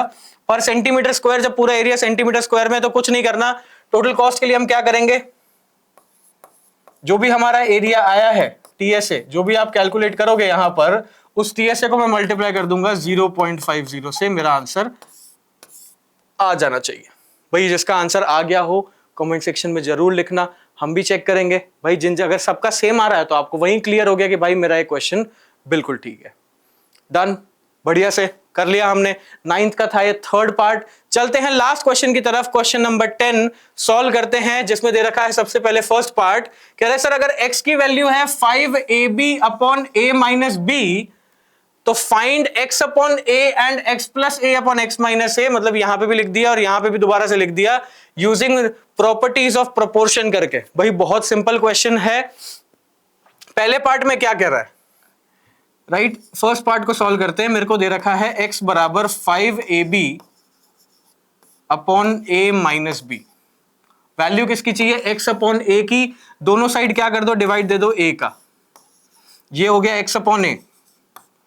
अब यहां पर क्या होगा, ये a से ये a कैंसिल हो जाएगा, तो ये आ जाएगा 5b upon a minus b। खत्म हो गया, खत्म हो गया भाई, पहला पार्ट खत्म हो गया। आओ सेकंड पार्ट पे, क्या निकालना है सेकंड पार्ट में, निकालना है sir x plus a upon x minus a। Sir ऐसा फॉर्मेट तो मैंने पहले भी देख रखा है, बहुत बार कर रखा है। कौन सा मेथड यूज करते हैं sir, componendo dividendo, right by C and D। Short form में लिख दे रहा हूं मैं, by C and D, componendo and dividendo. इस क्वेश्चन को हम आराम से सॉल्व कर देंगे by C and D method. क्या वैल्यू आएगी सर, ये हो जाएगा, इस एक्सप्रेशन को एक बार न्यूमरेटर में ऐड कर देते हैं, ये हो जाएगा 5b plus a minus b, और डिनोमिनेटर में आ जाएगा 5b minus a minus b। Bracket में सॉल्व करते हैं, तो ये 5b में से b गई, ये हो गया 4b प्लस a, नीचे आ जाएगा क्या, माइनस का प्लस का b, 6b माइनस a। ये लो आंसर आ गया, हो गया क्वेश्चन खत्म। भाई बड़ा ही सिंपल सा क्वेश्चन था, बड़ा ही हलवा सा क्वेश्चन था, कर लिया होगा आराम से, आई एम श्योर, कोई दिक्कत नहीं है। चलते हैं आगे, नेक्स्ट क्वेश्चन देखते हैं, क्वेश्चन नंबर 10 का part B, probability. Probability, a survey was conducted on 300 families having 2 children each. The result obtained are given below। भाई number of girl child, 2 girl child कितनी families, 95, 1 girl child 165, 0 girl child 40 families. चलें आगे। If one family is selected at random, then find the probability that it will have 1 girl child। एक girl child होने की probability दे रखा है sir 165, तो first part में आंसर आ गया 165 अपॉन 300। सिंप्लीफाई मैं नहीं कर रहा हूं, आई एम श्योर आप लोग कर लोगे। कह रहा है 1 और मोर गर्ल चाइल्ड, एक या एक से ज्यादा। एक में तो है कितना 165, और एक से ज्यादा मतलब 2 लड़कियां, कितना हो गया 95, भाई हो गया 170, 17 प्लस 6 होता है 260 अपॉन 300, अपॉन 300। भाई बोल रहा है ना 1 और मोर गर्ल चाइल्ड, एक भी हो तो भी बताओ, एक से ज्यादा हो तो भी बताओ, तो हमने बता दिया। अब कह रहा है थर्ड में नो बॉय चाइल्ड, एक भी बॉय नहीं होना चाहिए, मतलब दोनों गर्ल्स होंगी, एक भी बॉय का मतलब दोनों गर्ल्स होंगी। तो थर्ड पार्ट का जो मेरा आंसर है वो कितना आ जाएगा 95 अपॉन 300। इससे इजी क्वेश्चन तो हो ही नहीं सकता था, क्यों, प्रोबेबिलिटी का क्वेश्चन था, बड़े आराम से कर लिया, टेबल गिवन थी, डेटा सेट गिवन था। All I need to do is just read the question and find the answer और favourable outcomes based on that. चलते हैं फाइनल क्वेश्चन की तरफ। लास्ट क्वेश्चन है, बढ़िया क्वेश्चन आया था, राइट, लेकिन मुश्किल नहीं है, बड़े आराम से कर लिया होगा। रीड करते हैं क्वेश्चन को। In the given figure O is the centre of the circle, ठीक है, पी क्यू क्या है, टेंजेंट है, बहुत बढ़िया। बी पॉइंट पर क्या दे रखा है सर, ए बी और ए सी इक्वल है, चलो एक आइसोसेलेस ट्राइंगल है। If angle C B Q is 40 degree, then find the values of angles x y z डब्ल्यू। क्या करते हैं, फिगर के अंदर सॉल्व करते हैं, फिगर करते हैं थोड़ा सा बड़ा। आओ आओ आओ आओ आओ आओ खत्म करते हैं। सबसे पहले हमें दे रखा है यहां पर ये एंगल कितना है, 40 डिग्री है, तो ये एंगल कितना हो जाएगा मुझे बताओ भाई। x की वैल्यू सीधा सीधा कितनी आ जाएगी, x की वैल्यू आ गई 40 डिग्री। क्यों सर, हमने थ्योरम पढ़ी है alternate segment, alternate segment theorem, सीधा खत्म हो गया एक पार्ट, सीधा एक पार्ट खत्म हो गया कि सर x की वैल्यू कितनी आ गई, x की वैल्यू आ गई 40 डिग्री। सर x की वैल्यू 40 है, तो मुझे बता सकते हो y की वैल्यू कितनी होगी, 80 डिग्री। क्यों, क्योंकि सर सेम कॉर्ड जब सरकमफेरेंस पे एंगल बनाती है और सेंटर पे बनाती है, तो सेंटर पे जो एंगल बनता है वो डबल होता है angle at the centre, right. तो इसका जो स्टेटमेंट है वो आपने लिख दिया होगा यहां पर। ये कितना हो गया, 80 डिग्री हो गया, y की वैल्यू आ गई मेरे पास 80 डिग्री। ठीक है, चलो आगे, कोई दिक्कत नहीं है। अब आगे देखते हैं भाई, OB और OC रेडियस है। OB और OC दोनों रेडियस हैं, तो ये दोनों जो एंगल होंगे ये आपस में बराबर होंगे। तो इस ट्राइंगल पे फोकस करूं, इस ट्राइंगल पे फोकस करूं। इस ट्राइंगल के अंदर अगर ये दो एंगल आपस में बराबर हैं, ये 100 डिग्री हो गया, तो ये 50 हो गया और ये भी कितना हो गया, 50 हो गया। और कुछ निकल रहा है सर, मुझे पता है ये मेरे पास पूरा एंगल आ गया ना, तो मैं Z निकाल लूंगा साइक्लिक क्वाड्रिलेटरल से, Z निकाल लूंगा मैं साइक्लिक क्वाड्रिलेटरल से, लेकिन W की वैल्यू भी हमें निकालनी है। अब देखो सर, बड़ा ट्राइंगल कौन सा, जिसमें दो साइड इक्वल हैं, ABC, ABC। आओ, इस ट्राइंगल की दो साइड इक्वल, सर जब दो साइड इक्वल तो उनके अपोजिट एंगल भी क्या इक्वल, दोनों अपोजिट एंगल भी क्या, इक्वल। मतलब सर ये जो भाई साहब है पूरे बड़े वाले और ये बड़े भाई साहब दोनों इक्वल होंगे आपस में। वो अगर 40 तो ये दोनों का सम हो गया 140, दोनों हो गए 70-70, है ना। जब अंदर वाले 50-50 तो बाहर वाले कितने, 20-20, खत्म, डन। इसका मतलब W की वैल्यू कितनी आ गई, ये 20, ये भी कितना है यहां पर 20, सर ये 70, तो ये हो गया 110। भाई साहब सर्कल्स ज्योमेट्री विजुअलाइजेशन पे चलती पूरी, सर्कल्स तो देख देख के सॉल्व हो जाता है, लिखने की जरूरत ही नहीं होती, कहीं भी कुछ लिखने की जरूरत पड़ती ही नहीं है भाई। जल्दी से चलो फाइनली देख लेते हैं। यहां पर W की वैल्यू कितनी आ गई, W की वैल्यू आ गई हमारे पास 20 डिग्री, और फाइनली जो मेरे पास Z था, Z की वैल्यू मेरे पास आ रही है 110 डिग्रीज। किस रीजन से, साइक्लिक क्वाड्रिलेटरल से, साइक्लिक क्वाड्रिलेटरल के रीजन से चारों एंगल आ गए। बढ़िया क्वेश्चन था, लेकिन जिस बच्चे को थ्योरम्स पता थी, पहली थ्योरम लगाते ही, अल्टरनेट सेगमेंट लगाते ही बाकी के एंगल्स अपने आप निकलते गए, अपने आप मेरा क्वेश्चन क्या हो गया, सॉल्व हो गया। तो यहां हमारा पेपर का सॉल्यूशन तो हो जाता है कंप्लीट, पेपर का सॉल्यूशन तो हो जाता है कंप्लीट। अब मैं आप लोगों से बार बार एक चीज की बात कर रहा हूं, पहली चीज अपना स्कोर देखो कितना आ रहा है और कमेंट सेक्शन में लिखो, बताओ हमें भी कितना स्कोर बन रहा है, कितने आपने मार्क्स सही करें, कौन से क्वेश्चन में डिफिकल्टी थी, हमें भी पता लगे, राइट। और अपने दोस्तों के साथ इस वीडियो को शेयर करो, वो भी एनालिसिस देखें इस वीडियो का, पूरे क्वेश्चन पेपर का, वो भी अपने स्कोर लिखेंगे, हमें पता लगेगा। जितने ज्यादा बच्चे स्कोर देंगे आपको उतना ज्यादा आइडिया होगा कि पेपर एक्चुअली इजी था, डिफिकल्ट था, बच्चों ने कैसा परफॉर्म किया है, एंड बाकी सबके कंपैरिजन में मेरी परफॉर्मेंस क्या थी। आई होप आपको ये सेशन बढ़िया लगा होगा, जहां हमने पूरे पेपर का सॉल्यूशन किया है, एक एक क्वेश्चन को हम सॉल्व करे हैं, राइट। आपको मजा आया होगा। तो इसी के साथ यहीं पे मैं आज का वीडियो कंप्लीट करता हूं। हम साइंस का भी एनालिसिस ऐसे ही लेकर आ रहे हैं, आप जरूर जाओ साइंस का भी एनालिसिस देखो, आपको कहीं ना कहीं स्क्रीन पर ही दिख जाएगा, या फिर आप चैनल पे सर्च करो एक्स्ट्रा मार्क्स फाउंडेशन चैनल, वहां पर आपको मिल जाएगा। चैनल को सब्सक्राइब करो, कमेंट करो, इस वीडियो को लाइक करो, एंड भारत माता की जय। मैं आपसे मिलूंगा एक और वीडियो में।